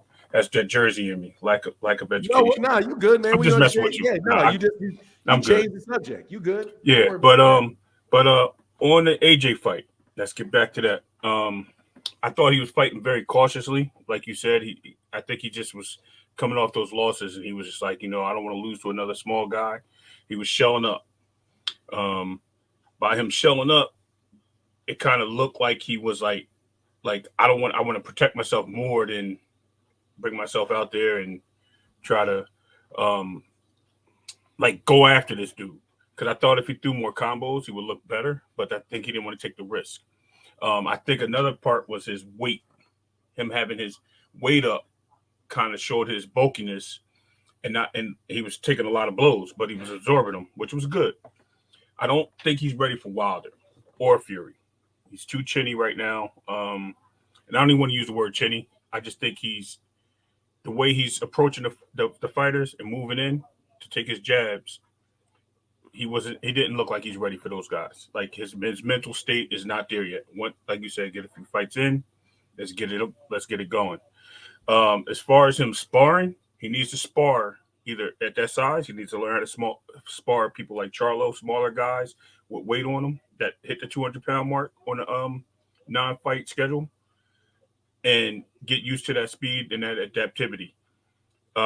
He can't keep sparring Earl Spence. That's not going to help him at all. What the main goal is for him is to cut down into a nice, happy weight, a nice, flexible weight, and get comfortable. Once we see that, I think he can come back to the guy that we know. Other than that, I mean, I have nothing for you. I just wanted to come in and say hi. Salute to my boy John. You know, he always on there. Everybody on the card, keys to the game. Everybody, just want to say salute. It's Barber D. You know you my brother. Spit it, man. You doing your thing. Marty Mar, you my boy. You know. No, I got you. Man. I got you. Look, I got you. Bitch, hey, let me tell you something, man. Hey, Ray, you got to come on like at least 3 times a week. Because you just got to spit what you saying and just spit it. If the word comes out wrong, fuck it. Yeah. If the thought don't come out and fuck it. Just keep it rolling, bro. You know what you're doing. It's just me and you talking, man. Yeah, I know. I got you. I feel that. I just wanted, like I said, I just want to come out there and I just wanted to say those things. I was watching. You know, I evaluate. I don't listen to the crowd because, you know, even with the guy, he was holding his head, and I'm like, come on, man, you can't do that. We know, and that was England. I don't know why they let that happen over there. They should have stopped him from doing that. He was holding Franklin's head down and hitting him with the quick uppercuts, and I was like, nah, that's not cool, man. You can kill this guy. But, you know, that's boxing, man. You know, they let it happen. It is. We're going to touch on something else, though. We're going to talk about Triple B for a second. Let me get these 2 super chats real quick. Go ahead. John Boy said, hey, Haney is all about legacy. Money means nothing. So why y'all crying about all the time about your pay? Haney's effing straight idiot. Wow, yeah, John Boy be going hard on cats, man. And my guy, John Boy, said, Ray Davis, my guy. And John Boy back at it said, Keys, you already know. And look, I see y'all out here talking about this dumbass conversation, even though I don't mind having it, about Teofimo Lopez being undisputed. You do not get a vote about who the WBC champion is, Kenny Houston. You don't get a vote. It ain't your choice. If I'd name my son Elvis, that's his name. You don't get to say, I don't like that name. His name ain't Elvis. Right. If the WBC names that man the WBC champion for the sake of undisputed, that's who the WBC champion is. You all can keep flipping around all day, all you want. That's not an opinion. It's a fact. He is the WBC super champion or franchise champion, and the WBC said because he won the WBC belt in the ring, which was directly addressing the subject, you all just don't like the answer you got. So you want to keep acting like it's not true. Your boy lost the election. He lost the election. Stop trying to act like the guy you voted for won the presidency. He didn't. The WBC president said it. That settled the issue. That's it. You don't get a vote. You all keep wanting to talk about how somebody else spends their money. It ain't up to you. You know what I'm saying? It's just not up to you. Anyway, go ahead, man. Because I'm serious, man. Y'all are borderline on just propaganda spreading. Do I agree with that? Not 100%, but I do understand where you're coming from. You don't get a vote. Right. But what I'm saying is, I get it. It's on paper, right? But you understand you don't get a vote. Right. So, in most opinions, I think the other sanctioning bodies probably won't recognize that. If they do, they do. They don't have a choice. Right. But the WBC, if they honor it and they take it, then that's what it is. Hey, Accept it. Let me be very, very clear. The WBA, the IBF, and the WBO have no vote whatsoever over who the WBC champion is. None. And they have never, ever said that he's not the champion. Right. Anybody saying that the WBC and the IBF and WBA didn't recognize it, y'all are lying because they never said it. What you're doing is you're looking at the titles that they have listed on their website as if that has anything to do with the concept of undisputed. It doesn't. Each one of them named their own champions. None of them have any say-so over the other one. Right. Stop lying. Right. You all just don't want to get a kid credit. That's it. Just admit you don't like it. That's it. You just not you. I'm not trying. Yeah, no, I got you. I'm saying just admit that you don't like it. Just say you don't like it. Absolutely. That's all you saying to me. I don't like it. I don't give a fuck what you agree with or what you like. I don't care. And neither does the WBC. Because guess who won that title in the ring? Lomachenko won that title in the ring. He did not vacate that title. He was elevated to the franchise champion. And the WBC said, Teofimo Lopez is undisputed. And then guess what they did after that? They changed the rule, which they can do, and said you can win it in the ring. So when George Kambosos won it in the ring, he became the undisputed champion. And when Devin Haney beat him, he became the undisputed champion because Devin said, I don't want the franchise. I don't want that belt. So that belt became vacant or non-existent. So now he kept the one that he had, but that means that's the only belts there. Right. So he's undisputed. Right. Cut it out. Stop and trying to make this man. Stop shedding tears for this kid. Every single solitary time, something don't go his way. And to your point, I'm sorry. No, to your point, Devin did say that there's no excuse now that he is undisputed after winning the franchise and every other belt during after Kambosos' fight. So you're 100% right on the stuff you're saying because, like I said, it quiet as kept. That's what he Bill said. Haney said. Oh, okay. Now that we know what the franchise championship is, now I'm going to go back and go find where he said it because I don't remember his exact words, but it was after Mauricio Suleiman said, I spoke with Devin Haney, I spoke with his camp, and they know that this is undisputed, that this guy is the undisputed. We understand the confusion, but we talked to him. I heard Bill Haney say that, okay, well, now that we know that he's undisputed, they acknowledged that the WBC told them that. So if their camp acknowledged that the WBC told them that, the WBC told them that, all we're doing, man, suck a dick up till you hiccup, clown. I'll stand on that. I don't care. I'm not arguing with BNTB about that. Get out of my face. I don't care what they say. This is not argument. There is no argument to be had. This is a fact. There is no argument to be had. This is a fact. I don't want to play games with anybody about it. You don't have a vote. I don't care what I think about it. I don't care what you think about it. I don't care what anybody else thinks about it. Unless you can prove to me that the WBC doesn't have the right to name the WBC champion, there's no argument to be had. And since Devin Haney was named the WBC champion in an email by Mauricio Suleiman, the only reason he was WBC champion was because of Mauricio Suleiman. Right. So if Mauricio Suleiman does not have the right to name Vasily Lomachenko the franchise champion, then he doesn't have the right to email Devin his belt, which means it's a wash. And since Vasily Lomachenko won it in the ring, he's still a champion. Any way you cut it. That is not argumentative. That is stone cold logic. That is stone cold logic.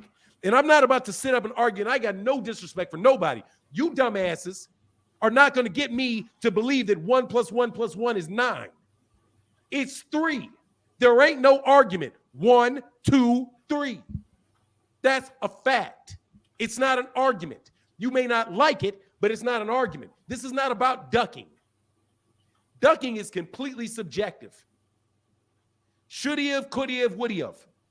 Who is the WBA heavyweight champion right now? It ain't your opinion. It's Alexander Usyk. Somebody on here being disrespectful. I don't care. Yeah, some bullshit. Good catch, T. Orlando. I could care less. I can't see it. Yeah. I'm not looking at that chat. I see this. Yeah. Word. Y'all can sit. I'm trying to tell you forever and a day. Y'all can go away. You tell me right now who the WBA champion is, the WBC champion is at welterweight. WBC, it's Errol Spence. Errol Spence. And you don't get a vote. Nope. You won't get no vote. So how you get a vote on Lomachenko? How you get a vote on Teofimo Lopez? You got a vote? Huh? Who's the WBO champion? Who's the WBO champion at 154? 154. It's Charlo. Correct. You don't get a vote. You don't get a vote. We don't all get together and say, oh, who's the champ? You don't get a vote. Right. How come Devin Haney, you get a vote? How come your opinion matters with Devin Haney? It doesn't.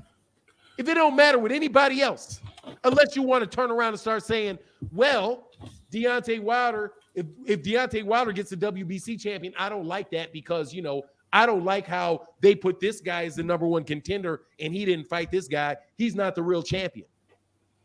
If you don't get a vote, you don't get a vote. That ain't no debate. Right. Period. If you don't get a vote, you don't get a vote. Stop acting like your opinion matters. It don't matter. It don't matter. And I mean it.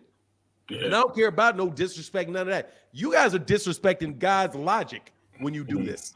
And it is bad for your health because you're going to sit there and believe some other stupidity somebody tells you about, oh, well, you know, it doesn't matter if the IRS, if you pay your taxes, because, you know, you're a sovereign citizen. You're a sovereign citizen. You don't have to pay your taxes. When they come stick your ass in jail and take everything you got by force, you remember the guy that told you, oh, you're a sovereign citizen. I don't, you know, it's not in the Constitution that there's an IRS. Man, stop it. Yeah, stop it. Rashad Pittman, I'm sorry, man. I dominated. I'll let y'all get back. Fanon, salute to you, champ. Keep it 100. Keep up the dope work you're doing. Thank you, brother. Go ahead, Ray Davis. We got Soda Black behind you. Yeah, no worries. I'm about to get off. But yeah, no, just, you know, 100% cool. What's this? Need your battery? Sorry, little guy. But you know what? I'm gonna catch up with you in the chat. I'm gonna deal with my son real quick. Okay, man. Handle your business, man. All right, later. All right, brother. Peace. Sorry about that, man. Come on again, man. So I did that. No, you good. You good. This conversation be dumb to me, man. Sorry about it. All right, no doubt. Later. Peace. Soda Black, what's going on, bro? Let me read this super chat real quick from my guy, John Boo. He says, so many people out here need to just understand the truth, old friend. I think my wife's the most beautiful woman in the world, and no one gets to vote on that one but me. Exactly. You don't get a vote. Like, when you accept reality, you don't get a vote. Go ahead, man. Yo, peace for now. Shout out to everybody, you know, in the community, everybody in the chat, John Boy, and you know, all the supporters. I'm gonna make this quick. So long story short, I just feel like this is just like the evidence of how the structure of boxing is, you know, is just like, you know, weak at the foundation because people can't even decide on who's the champion. Like even in God darn it WWF, which is fake, they know who the champion is. We might not like them, but even they know who the champion is. So long story short is what I'm trying to say is this is like the only sport that does this based off of, you know, like fans think that their vote is valid. Like we all just watched the Super Bowl. We all just thought someone got cheated, or even if you didn't thought someone got cheated, it doesn't matter because the champion is the champion, regardless of what you say or what you think of what happened at the end of that game. The champions are the champions. They crowned them. So off that. Secondly, I just want to say, so let me get this straight. So some Devin Haney fans, I'm not going to say all because we don't want to put everyone in a bunch, but some Devin Haney fans were upset that Lomachenko was on the pound for pound list and not Devin Haney. And then when Devin Haney gets on the pound for pound list, Lomachenko comes off, and they mad that they took Lomachenko off. Is that correct? Correct. Yeah. So, long story short, which is, I always say that, but let's make this short. Another thing I seen in the comments, someone said that the WBC, is making up things as they go. Well, all these companies are making up things as they go. That's how you develop a company. That's how you stay updated with the times. You make up things as you go. So if they made up a new belt, then we all got to rock with it, no matter what we think of it or not. And I just want to bring it on a lighter note real quick, Fanon. So if you had I want you to build your fantasy fighter. I'm gonna give you 4 attributes, and I want you to pick it based off of real fighters. Like, for example, if you had a fighter. Don't give me the example. Give me the question. I'm Yeah. caught up. Yeah. Okay. So if you had a creative fighter, like, what power would you give him? Like whose power would he have? First, hold on, wait. I'm sorry. First, let's pick how big he is, because then that makes more sense. Depends on the weight class, man. Yeah, exactly. That's okay. So how big would he be for now? How big would this guy be? This is your fighter. This is your fighter. This is your fighter. I can't answer that. Mine, I would put him in heavy. I would put him in heavyweight. I know. I'm sorry. No, I would put him in welterweight. Okay, cool. If I have to pick the size, I'd put him in welterweight. That's my favorite weight class is welterweight. Yes, sir. All right. I had to do a perfect. I don't think. First of all, I don't think there's anything perfect. Well, no, not perfect. I just want to know. But if I had to say somebody in welterweight, I would say somebody that has the physical attributes of Jaron Ennis. Okay, got you. I don't think you get any more well-rounded.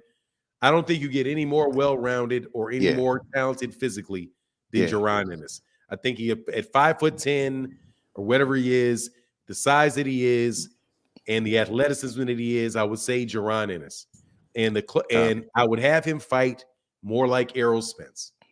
If you could have Jaron Ennis, as close as I can see it, if you could combine Jaron Ennis and Errol Spence, I think that is absolutely a devastating fighter right there. Because you have the pressure, you have the pressure and ability to break somebody down over the course of a fight. And also you have the ability that you had, that's where somebody really can just go to a boxing mode where everything is really, really pretty. And you wouldn't get a lot of people complaining about it.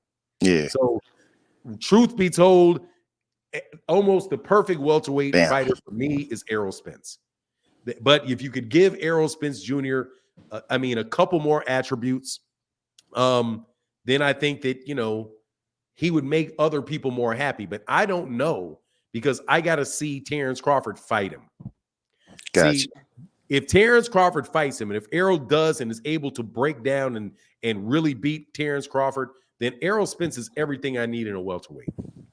If I had to say the perfect for me, the perfect heavyweight is somebody that is probably like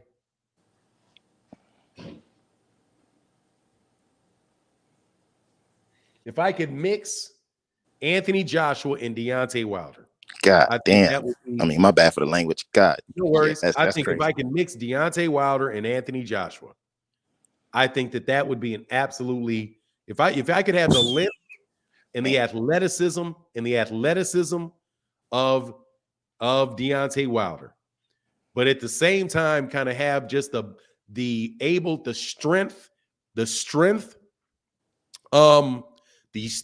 physical strength and the basic fundamental fighting style when he needs to of Anthony Joshua. I think that'd be absolutely deadly, because Anthony Joshua's jab, I think that would be and I'm talking about the guys right now. Yeah. I would say probably the perfect one is if I could if Muhammad Ali was like, maybe, I don't know, God, dog, it's tough. There's so many great ones. You can do so many things with so many guys. Imagine Muhammad Ali with one punch knockout power. Man, quiet as Kepi has it. People don't understand that. Right. But Muhammad Ali did have the ability to knock you out with one shot. Okay. He did it on multiple occasions. Okay. The thing is, though, that he fights 15-round fights, and that's an entirely different ball of wax. 15 and 12. If he had to fight 15-round fights, ain't no way I take any of these big dudes in 15-round fights, because then they have to hold their energy for rounds, knowing that they got another 12, they got around 13, 14, 15. That's a lot more rounds. That's a lot longer to go. Yeah. 15 rounds and 12. So that's 9 more minutes or 12 more minutes. Once you go down to 12, once you go to 15 rounds, then you guys like Vladimir Klitschko, guys like Vitaly Klitschko, guys like Lennox Lewis, guys like that have a lot harder time carrying that body weight around, where you have somebody that is 6'3" that just is really going to move, and they're in 15 round shape, and they just move around and move around and move around and move around. Because that's what people don't get about Ali. Ali could fight 10 rounds, could go for a 15-round fight, and he wouldn't start fighting until for 10 rounds. So in 10 rounds, he's moving and moving and moving and moving, and you're walking and walking and throwing in punches and missing punches and throwing punches. By the time you get to 12, that's not even the championship rounds. For him, like now, 10, 11, and 12. Now those are the championship rounds. Those didn't used to be the championship rounds. He used to get there and had barely broken a sweat at round 12. At round 13, 14, and 15 is when he started bip on dudes that were getting tired and getting slow. So if you have to catch, then that's something I'm telling you, that's things people miss. If Muhammad Ali moves around and moves around and moves around and moves around, and I'm talking about like a 1967 one, and moves around and moves around and moves around and moves around which he will do for 10, 11 rounds. Yeah, it's hard to chase that all day, man. It's hard to chase that without getting tired. Now you all 6'9", and you're sweating, you're huffing and puffing, and he's jabbing you in your mouth and swelling your eye up and swelling this eye up. I mean, it just becomes a different thing altogether. So I mean, I just don't think that you really can do that. Right. I just don't think you can really do that when you're talking about these heavyweights. Because again, I want to see what a 6'9", 300-pound man going to do in round 13, 14, and 15. He'll be knocking himself out. He'll probably won't even get off the. He won't even get off the bench. And what they're going to do without juice. Yeah, he won't get off the bench. Yeah, what you're going to do when all you got is vitamins. What you're going to do when all you got is when Tyson Fury only got vitamins. But anyway, man, that's it, man. Yeah, man. And I just want to say this last thing, man. Everything that I said in the beginning about this whole situation, this is coming from, like I said, I'm a newer, boxing fan. So I feel like if I can understand it, come on, man. Everybody that's been watching boxing longer. Let me explain it again. Come on, y'all. I mean, I understand it fully. I understand it. I overstand it. So what I'm saying is if I can get it, then come on, man. Y'all been watching boxing way longer than me. So I'm sure y'all can grasp y'all, minds around some stuff like this. Because, it don't get no simpler than this. Yeah. When it comes to things like pound for pound, those are subjective. Yep. When you comes to who is the champion of a sanctioning body, a major sanctioning body, that is not subjective. That is objective. Yep. You know it because the sanctioning body tells you who it is. You don't get a vote, it's not confusing.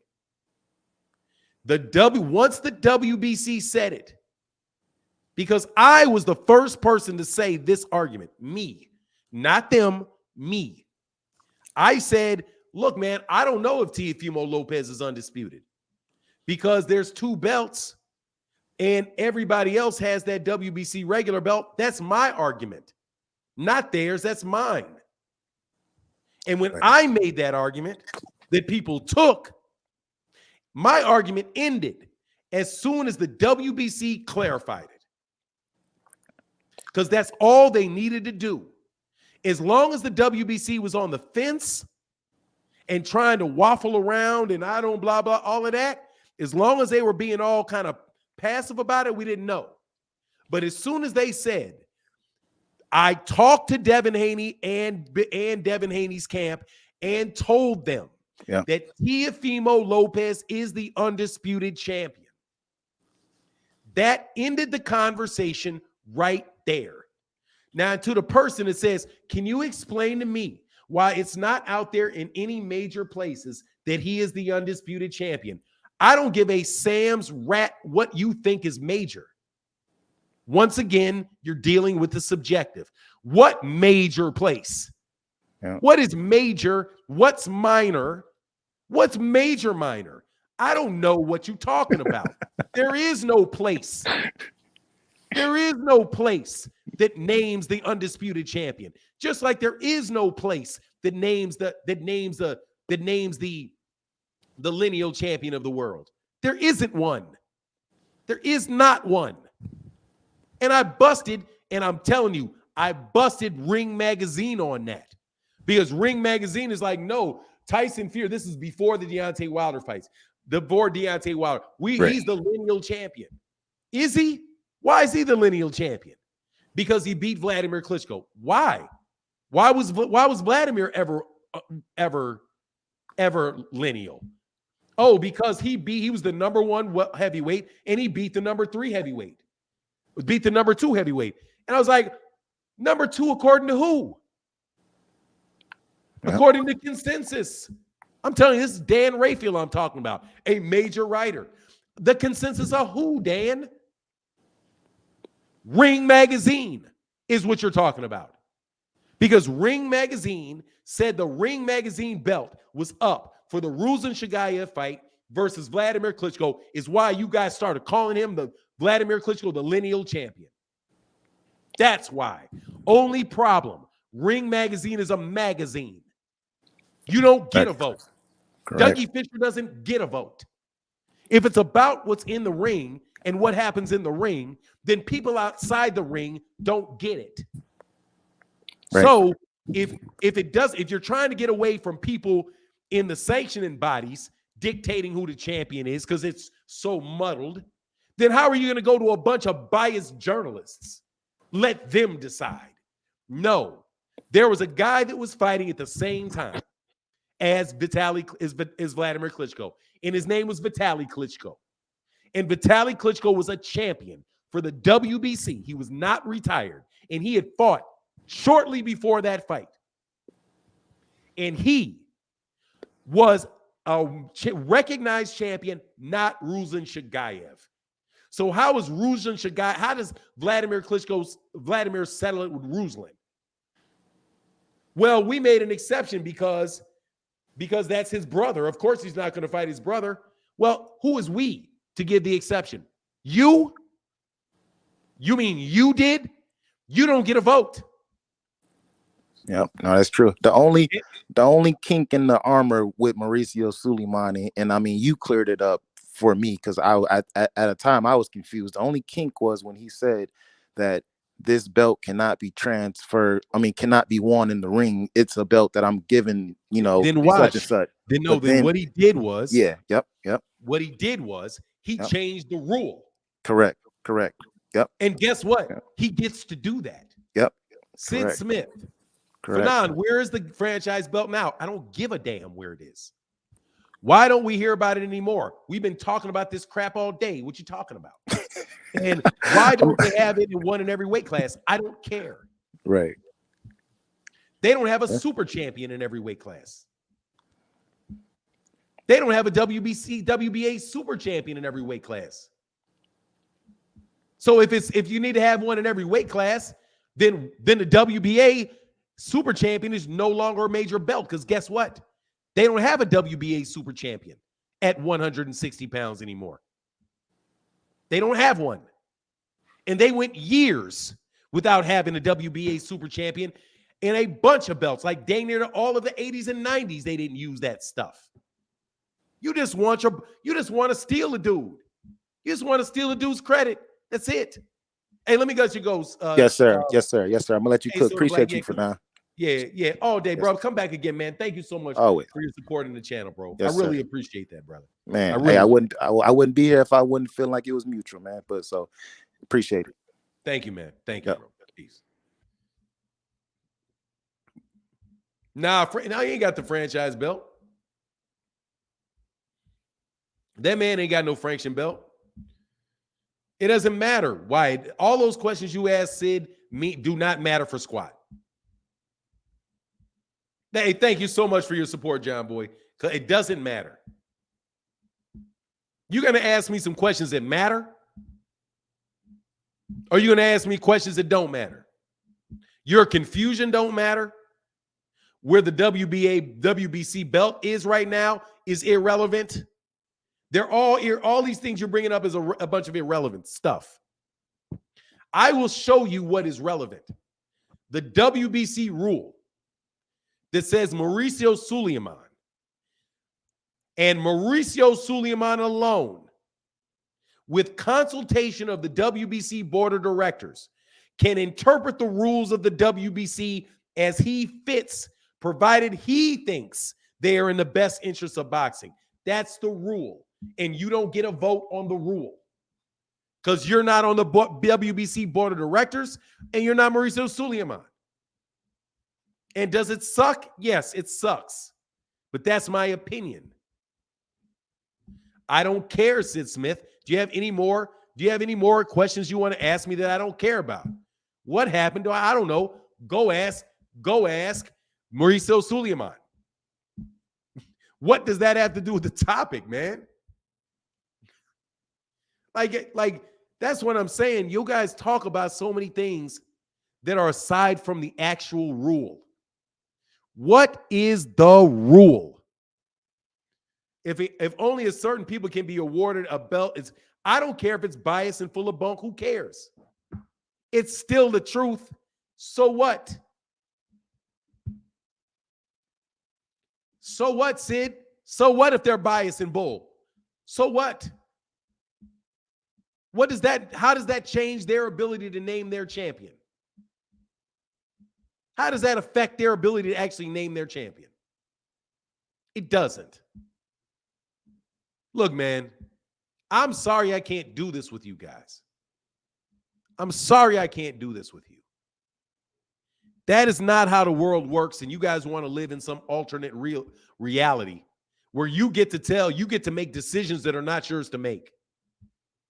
If we have boxing talk and we want to talk about boxing, about who you think who beats who, dude, those are completely subjective.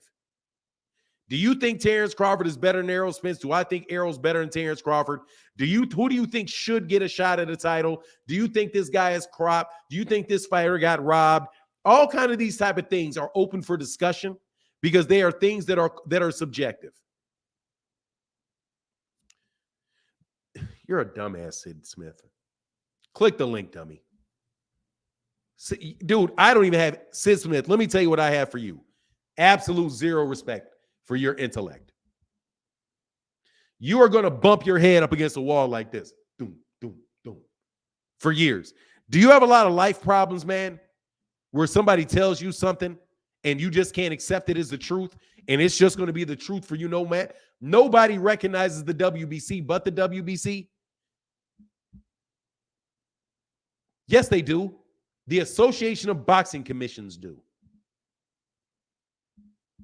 I have plenty hair right here on my beard and in your mama's teeth. Plenty of it. You know what I mean? What do you guys want to do, man? Do you guys want to talk? That's not common sense. That's stupidity. That's your imagination. That's not common sense. You don't get common sense with rules. Rules are not about common sense. A rule is a rule. You're using your sense to make sense of a rule. You don't get to define a rule. The rule is the rule. You're using your imagination and you're just being a crybaby about it. You know how I got in her teeth. She got that, I can't say it. My mama be listening. Let's just say she's talented. You're 50 and you're going live. Yeah, I am. Is there an age limit on going live? Man, I'm serious, man. You guys are some dumb dudes, bro. Man, y'all stupid, bro. You got to be white or Spanish? Oh, you're not serious. I'm serious. I'm talking to this idiot. I'm sorry, bro. Hold on. God, dog. This dude here, bro. We just exposed yourself. God, dog. Here I go again I should have cut this dude, Sid Smith, a long time ago. But no, you've been around 10 years, dude. You are an idiot, bro. You got to be white or Spanish to do what? Cry baby? You a crybaby, bro. Man, will you pick up please, bro. Will you please pick up your handkerchief and wipe your eyes? It's a rule, man. How you be around 10 years just get, you don't have to, I mean, whatever, man. Look, dude, they have nowhere else to go because your arguments are so bad. Arguments are bad. It's just a bad argument. Hey, man, y'all are cost and you constant support on the channel, bro. Hit the link. Anybody who really wants to talk something is a real person, man. What he means is I'm Spanish. What a knucklehead. Oh, what he means is that let me tell you what he's talking about. Because no black fighter has been named franchise champion. That means it's not a real belt.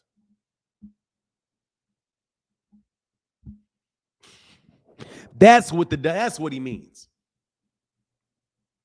Which isn't in and of itself is absolutely ridiculous. Because now you're saying if they gave it to a black guy, then it would be a legitimate belt. If they gave it to a black guy. So if they franchised Errol Spence, that means that listen to the logic, bro. Hey man, hi guys says stop insulting stupid people by calling them stupid. Oh yeah, true. God dog, that's wrong. Listen to what you're saying, man. You're saying if Errol Spence Jr. had been the franchise champion, that would have meant that Teofimo Lopez was undisputed. Man, I hate it, bro. I'm sorry I can't do it with you guys. I'm sorry, man. It's led to a lot of me not being liked by some people that I can't do it, bro.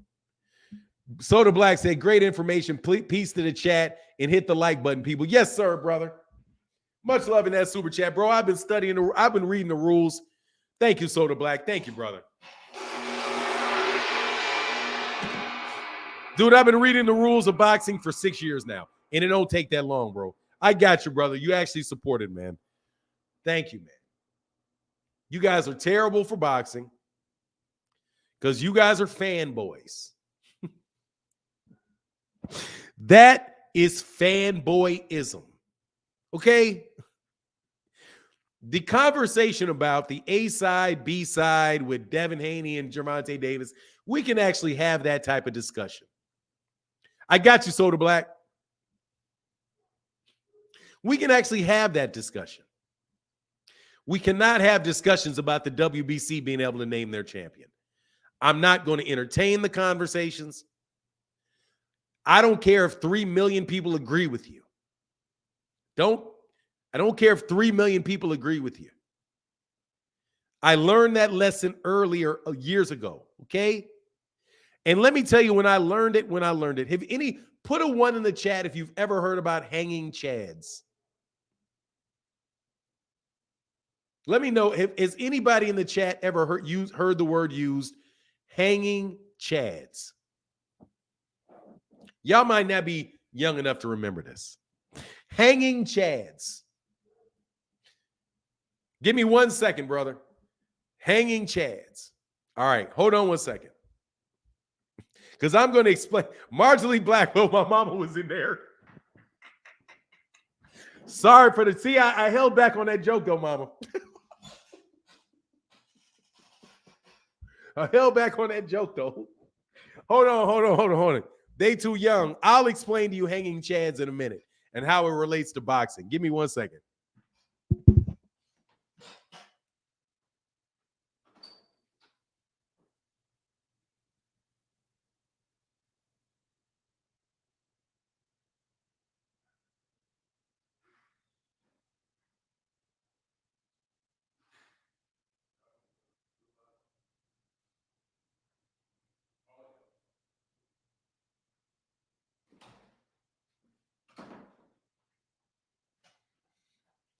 All right, man. All right. Okay. This is what a hanging chad is. There are these little holes where people vote, right? And they leave these little like tags on a ballot. And I think that this issue was that they did not want to count votes because they had hanging chads, right?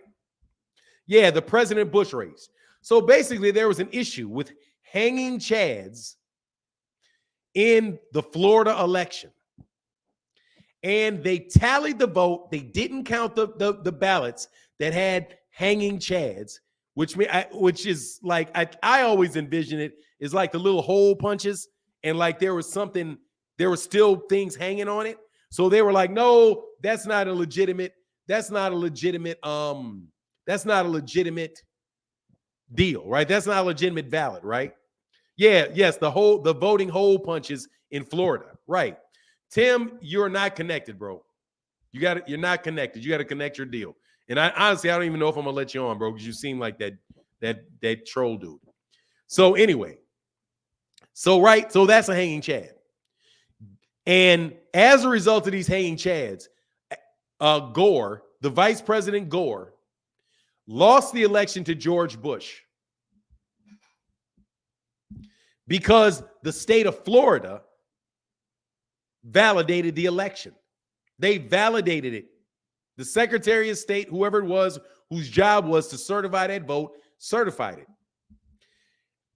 Ask a question for me. Who was the president before?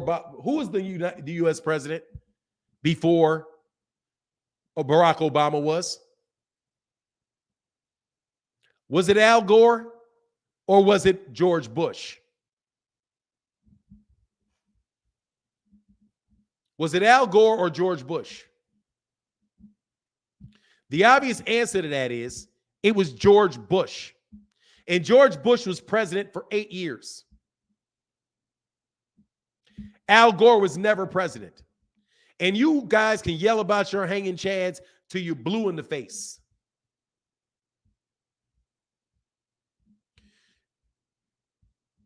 You can argue about your hanging chads till you're blue in the face. George Bush's president, Teofimo Lopez, was the champion. You don't get a vote. And that's the exact circumstance. With 99% of the votes tallied, Gore was ahead, but Bush still won the election. And guess who the president was? George Bush. So, will you guys do me a favor and stop? Accept the truth. Undisputed is not voted upon by anybody other than the 4 major sanctioning bodies that name their champion. You don't get a vote. So why in the world do you guys keep debating it? There's no debate to be had. Not everything is debatable. Water is wet. I don't care how convincing you sound when you're trying to convince me that water is not wet. Well, there's a different consistency of wetness and liquid. Truly. I don't care what you say. Water is wet. Fire is hot. It's just objective facts. And you can't do anything with anybody that will not admit objective facts. You're just playing word games. Period. We could still be arguing about who was president who won the year 2000 election. Or when was it? Whatever election that was.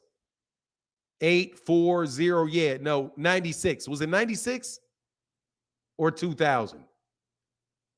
2000, 2004, 2008. Yeah, the 2000 election. Sand is dry unless you spray water on it.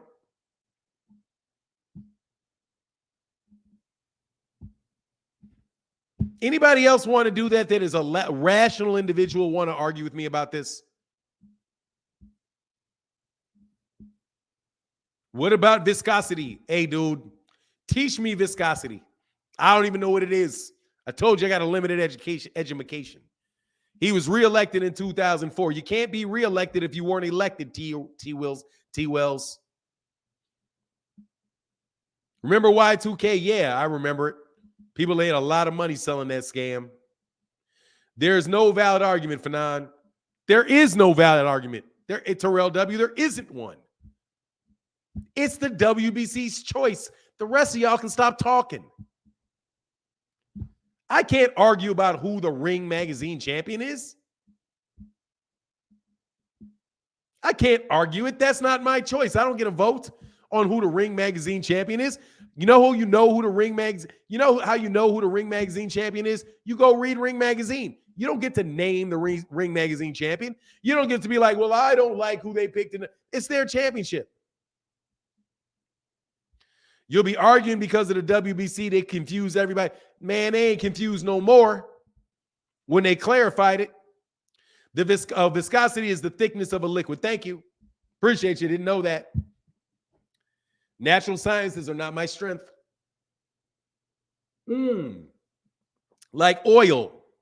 Like oil. Okay. Of a liquid, not of water, though. I don't think it's the thickness of water, but it's the thickness of like things that are fluids. There are fluids that are not water. You know what I mean? There are things that are liquid that are not water. Water, when it's ice, is not liquid, but water is still water. Suleiman flip-flopped in the beginning and never gave, I don't care. Watch how it ended right here. He never gave a clear answer until. See that until? That word until right there? After until, then now we know we got the answer. So why are we acting like he never said it?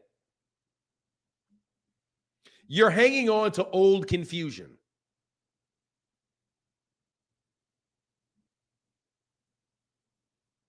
You're holding on to old confusion. You're not confused anymore. You guys are like little kids, acting as if you didn't understand what mommy told you. Mommy told you, don't go in the refrigerator. Don't open the refrigerator. So you open the refrigerator and you say, well, I didn't eat anything. I said don't open it, which means do not pull this handle.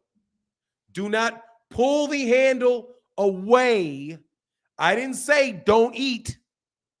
I said don't open the door. Don't look in. Don't do any of that. Now you understand, don't you? Touch the handle. I'm whipping your. Don't go in the refrigerator. I didn't pay the electric bill, so I don't want to. And the cold is in there. It's going to be another 2 hours before it's going to be another 2 hours before this electricity comes back on. So we need to keep that shut so that you don't lose all the cold that's in there and all the food we bought spoils. Don't open it. I didn't say don't eat. I said don't open it. He said, go in that fridge if you want, catch a beating. Seriously, though, man, for real. These are not, we can have debates about things that are debatable. Okay? We can have debates about things that are debatable. You cannot have debates about objective facts. You can argue about the application of the facts. And whether it is whether or not Mauricio Suleiman is in his role as the dude that makes the decision, whether or not you agree with his decision, but you cannot argue about his ability to make that decision because it's none of your choice. You don't have. He said, I remember the man had woman for nine. Give me them flashbacks. I'm trying to tell you, my grandmama said, stay out this house. Don't sit on my couch. Take your shoes off when you walk in. Walk on the plastic. Sit on the plastic. That's what I'm missing in my house. I need them plastics. I need a plastic covering my couch. Nobody wants no more smoke, huh? Man, y'all done wasted so much of my time today with this stupidity. Will y'all please never do this again to me? There's no out of this. There's no out of it. And I'm sure somebody's going to go out there and try to give you a 50-minute soliloquy about how this is wrong. And I'm telling you, whoever does it is full of shit. Okay? Because there ain't no way, ain't no how, ain't no way, ain't no how. Weedy Gonzalez said, you can't argue with none of us can make Suleiman do anything. Not a thing. What's going on? I have to come back, man, with the plastic couch, man. I just want to let you know, man, my auntie, man, RIP her. Rest in peace. Dang, you went away, bro. Man, the plastic couches back in the day, man. If you ain't old enough to remember plastic couch, man, I feel like I need to put the plastic couch or plastic around my damn couch now. Yeah. For I real. what? Oh, I got a dog. I got a brand new little 6-week-old puppy, and he'd be jumping around everywhere. I think I'm getting the plastic. You just I need brought up plastic shit on my couch. Yeah. Man, hey, my auntie, man, you see, my thighs used to be stick as that mug. You used to get all sweaty and shit. Yeah, you can't Yeah, man. too long, man. No, but you brought up you bring up these great points, man. And like you said, man, you don't have a freaking vote. These are sanctioned bodies, and they all are different, and they all cut from they're their own entities. So you can't just, you know what I mean. But people don't get it. Like you said, I think people just like who they like, want to favor who they want to favor. I'm gonna end it with this. Devin is the undisputed. Kambosos was, Tio was, but Tank is the people's champion. The undisputed people's champion. I'm gonna leave it at that, man. I just wanted All to right, say bro. They can dispute that. But all right, bro. Appreciate you, man. Holler back at you, one body in Yahweh. Hey, my guy John Boy said, my bad. I was the one that brought up Haney's name. Yeah, man. Come on, man. Dude, first of all, I know y'all Haney bots too. I know y'all out here. Okay. Let's also be very clear. And I know that you guys are Haney bots. I know some of y'all are Haney bots. Okay. You're bots. You don't want to come under your real name. I know who you are. Okay. I'm sorry. You guys have to find better people to make arguments for you because this one sucks. It just sucks. No way about it, bro. It's their decision. They made the decision. It's the end of the day, bro. It's not worth debating over the WBC because they can contradict themselves weekly. If they change the rule 5 times during the week, they ain't contradicting themselves. They changing the rules. I understand the WBA. I understand the WBC because I understand their rules. There are no rules. But you don't get to argue about who their champion is. You don't. You can argue about them being corrupt. You can argue about them being bought. You can argue about them being bad for boxing. There's a million criticisms that you can make about the WBC, but you cannot debate their ability to name their own champion. That's just not debatable. And that's how you stay clean in this thing. My opinion, that's how you stay clean in this thing. Anybody could get on here right now. I mean it. Anybody could get on here. Doesn't matter. They're never going to win that one. Really, I challenge you. I'll bet you. Watch this. I'm telling you, I got $10,000. Okay, I got a little nest egg that I'm trying to grow, and I got $10,000. And I mean this very, very honestly. I will bet anybody $10,000, and I will pay. I promise I will pay. I promise I'll pay. If you can prove that George Bush, the man that was in the office, the man that we know we're talking about, not George W. Bush, W.H. Bush, the guy from Texas, was not the president of the United States. I got $10,000 on it. I got $10,000 if you can tell me any WBC champion ever that was not named WBC champion by the WBC. 10,000. If you can name any WBC champion that was not named the WBC champion by the WBC. You owe me $10,000, Orlando. Sorry, I was there. I was watching their press conference for the Loma fight. I can't believe they have half the BS coming out their mouth. It's crazy. And my guy John Boy said, talking about they've been chasing Loma since he was 19. Like, what the F? makes you the queen in England to come here and demand Loma fight. I mean, it's what it is, bro. He can say that. Maybe he was. Hey, you owe me 10,000 to Orlando. StreamYard link. There's a link right here. Oh my God. MMA. Oh, it's MMA Prodigy. Okay, here you go, son. There you go, son. MMA Prodigy. Hey, man, come on, man. I got things to do today. And y'all, for real. Seriously, man, I don't understand y'all, bro. If I debate you, I'm going to win. Okay? I ain't got it. Hey, T. Orlando, I will settle for a 99-cent. I'll settle for a 99-cent super chat that says you the man. There you go, MMA Prodigy. Go ahead, man. You got to cover your face, though, on this one, dog. You make me laugh. That's all right. Don't cover your face. I like MMA Prodigy. Come on, MMA. Come on, young man. Come on up here, brother. I love kids, man. Hey, he said, man, only idiots believe that if Haney say your name, then you're required to fight him. Effing so many idiots out there. Dude, it's incredible, bro. As soon as he says it and you don't fight him, they know. Come on, man. They just talking. See, that's just a bunch of hyperbole, a bunch of talking.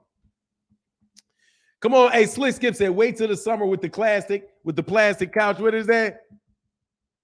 Wait till the summer with that plastic couch, trying to walk in the kitchen on one of your, trying to walk to the kitchen and one of you still in the living room. Sup, John Boy? Yes, sir, bro. Oh, man, I got to get that plastic couch, so I ain't gonna lie. I need that plastic couch. Fanon is a master debater. Dog, it sounded like you just called me a masturbator, bro. Dude, this ain't a debate. This is, but no joke. This is no debate. Go ahead. I put the link in there, man. Don't take all day, man. Come on, MMA Prodigy. I know you got all the fancy gear. Come on, man. Get the practice in, man. Come on, let's spar. Come on, man. I like whooping Prodigy's asses. Come on, man. Bring your prodigious behind on, son. Nah, I'm kidding. I'm messing with you. Are you going to hit the link or not? The link is there. Hey, say, John Boy said, man, only idiots believe that. Oh, yeah, I got you, John Boy. Thank you, John Boy. Y'all some wild. And John Boy, man, showing the love in the chat today. Single-handedly supporting the chat. Gonna give your prediction for the Tank fight. That's it. I thought you wanted some smoke. Come on and give your prediction for the Tank fight, man. I can't argue with your prediction. So you're showing that you are intelligent. I like that. Know how to pick your battles. Lord, I'm trying to tell you, I'm not the one to pick a battle with. Not the one. Dog, I'm experienced, dog. I'm telling you, dog, I'm experienced, dog.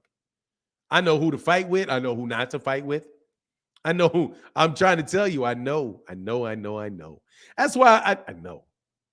I got ring intelligence, man. I got ring IQ up in this bitch. John Boy says, Slick Skip, my bro. Yes, sir. Slick Skip the man, bro. Hit the link, man. You taking all day, bro.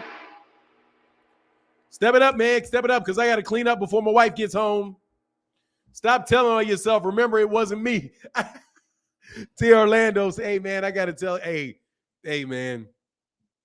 Anyway, man. It's chess, not checkers. No, seriously. For this one, I'm just going to tell you. If there is an objective answer, I win. If there's an objective answer, I win. If you try to debate something that is objective, you can never win. You can never win. What's going on, man? Hello. You're frozen. I'm here. You here there? You there, man? Hello? What's up? I'm here. Yeah, I'm here. I wanted to give my prediction for this Garcia Tank fight. Yes, sir. I think Ryan Garcia is gonna get a knockout inside 4 rounds. You know, Garcia so much taller, the longer reach. We know Tank has a history of starting slow, giving up the. I think Garcia catches him. Garcia's a fast starter. He's got the speed advantage. He can crack. I think Garcia lands on him and gets him out of there.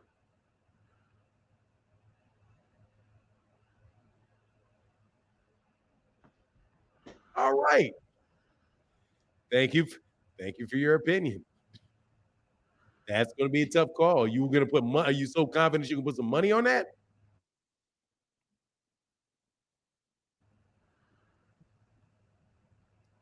Hello? Yes. You can put money on it? You can't. Yep. You can't. But you can't gamble yet, can you? No. No, you can't. Hey, man, thank you for coming on. I appreciate you, brother.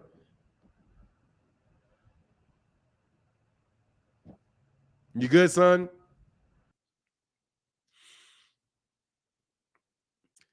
Hey, first of all, man, no, he's a kid, man. You can't say bad things about a kid, man. He's a kid. No, he's not. He's a kid. He's a kid. He's a young man. I like that in him, man. I like that in him. No, man, he's a kid, man. He's a young man. That's what's up. I like that. Thank you for coming, man. Thank you for coming by, bro. Seriously. He's like, man, come on, man. You can't. Hey, that's how that man sees it. It's all good. Come on, man. Don't talk about that to the little kids, man. He's a young man, man. He's not 18 years old. You cannot talk bad about somebody younger than 18 on the channel, man. That young man he's in his room. He's focusing on things. He ain't out stealing. He ain't out there stealing. He out there watching it. Garcia by knockout, 4 rounds the next. Hey, man, I appreciate that, bro. I disagree very, very, very, very, very, very heavily. However, I got to respect that you're out here doing your thing, man. Keep on the grind. Watch the fight. Got to do me a favor, bro. He says stop. He high. I don't know, man.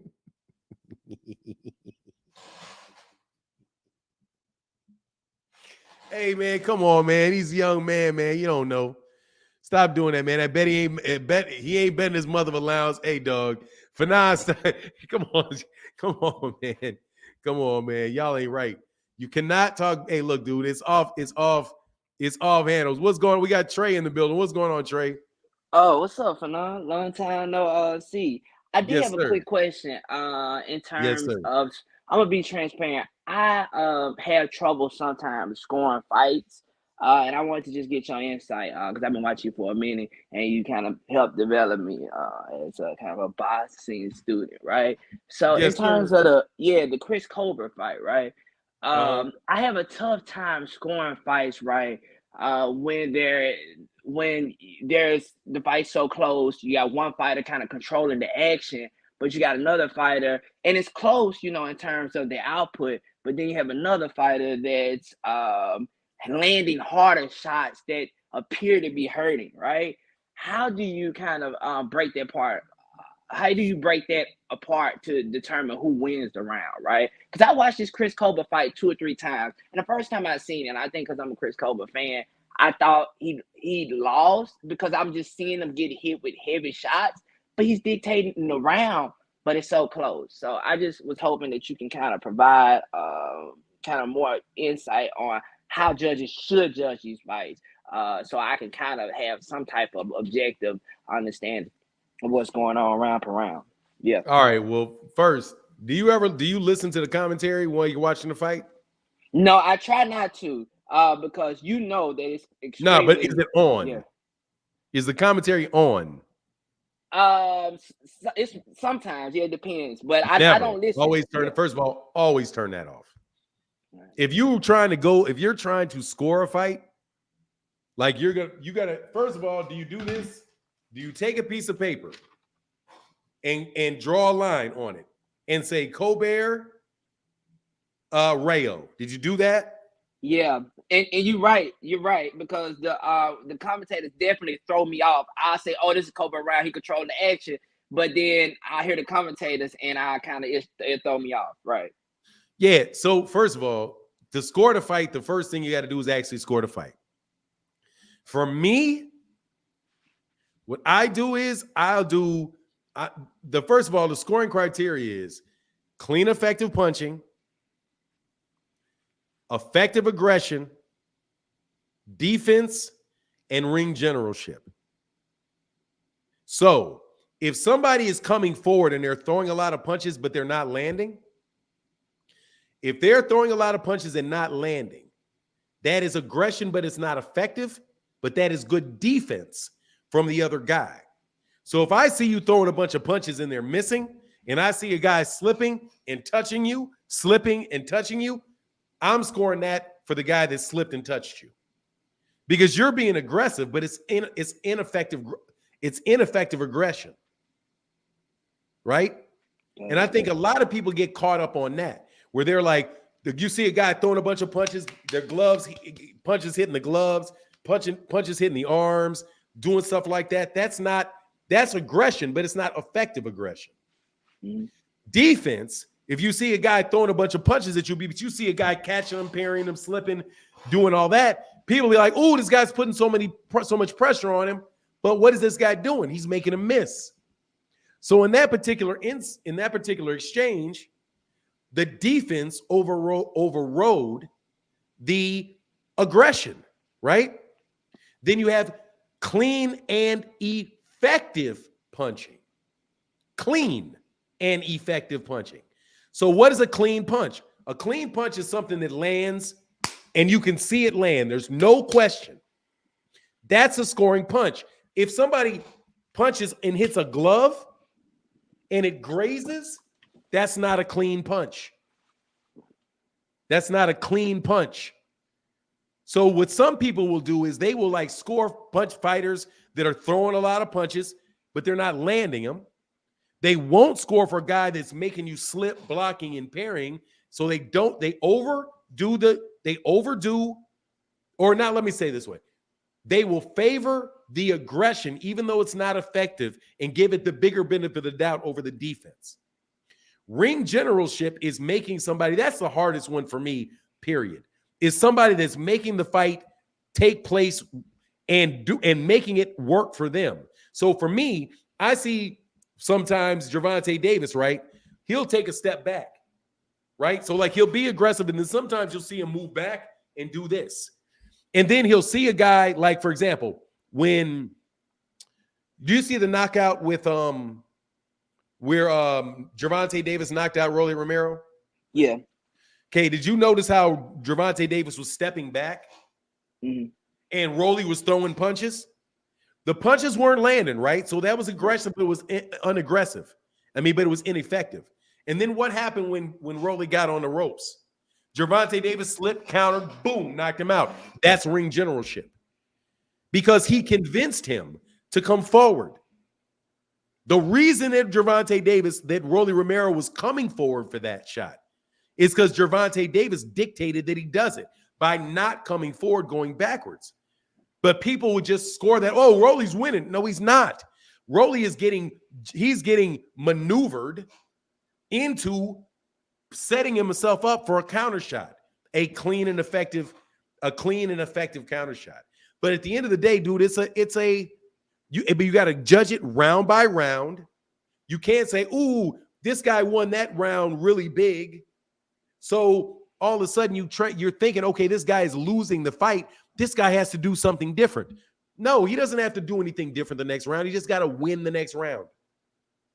And when that round is over, you got to forget about the round before you, and you got to score the next round. Each individual round, you got to score for what you see take place in that round, right? So if a guy is landing the bigger shots over the course of the fight, right? But he landed those big shots in 4 rounds, and the other guy had better ring generalship, better clean and effective punching for 6 rounds, that guy's going to lose the fight. That's where I think a lot, that's where you see the disagreements on scorecards. Not necessarily because it's an art to it.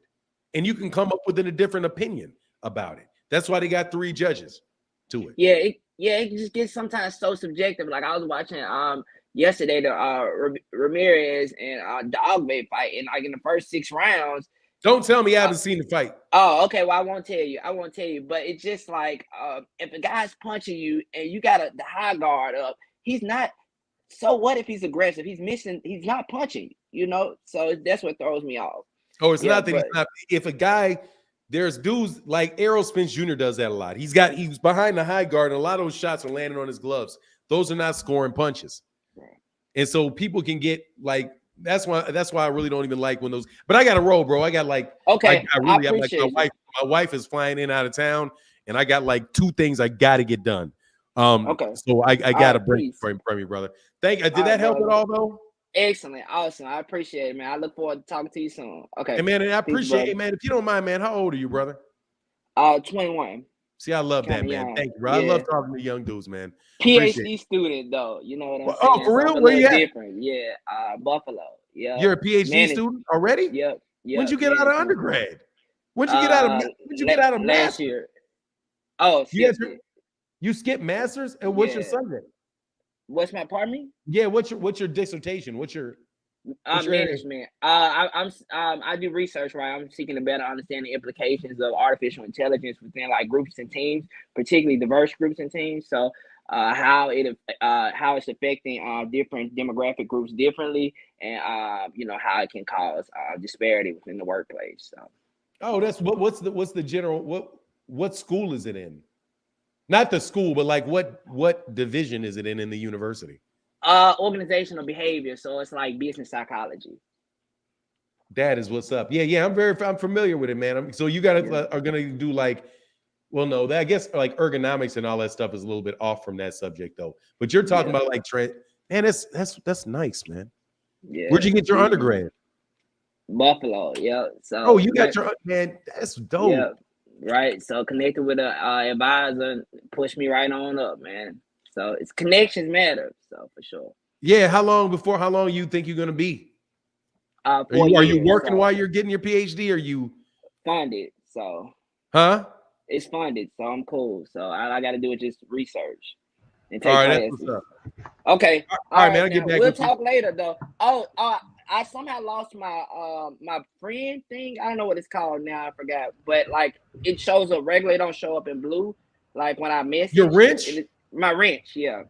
So I don't know. Okay, I'll check you out for it, man. Hey, but my wife, just so you know, hit me on my email, man, because my wife is a PhD and she for the dissertations, that's what she does for a living. Is she assists people in their dissertations, in their research like for their data.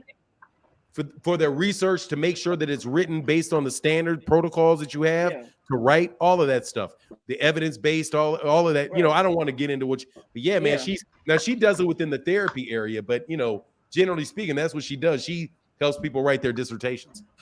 If you ever need, if you ever need it, man, let me know. Okay, I'll definitely hit you then. Okay. All right, man. Get back with you, brother. Peace. Okay. All right, peace. All right, man. What's going on, man? They say you smoking that weed, man. You ain't out there smoking that weed this morning, are you? No, I'm not. But 1 p.m. Eastern time, I'll be dropping my UFC 287 prediction video. 1 p.m. But it's a shameless commercial, brother. I like that in you, brother.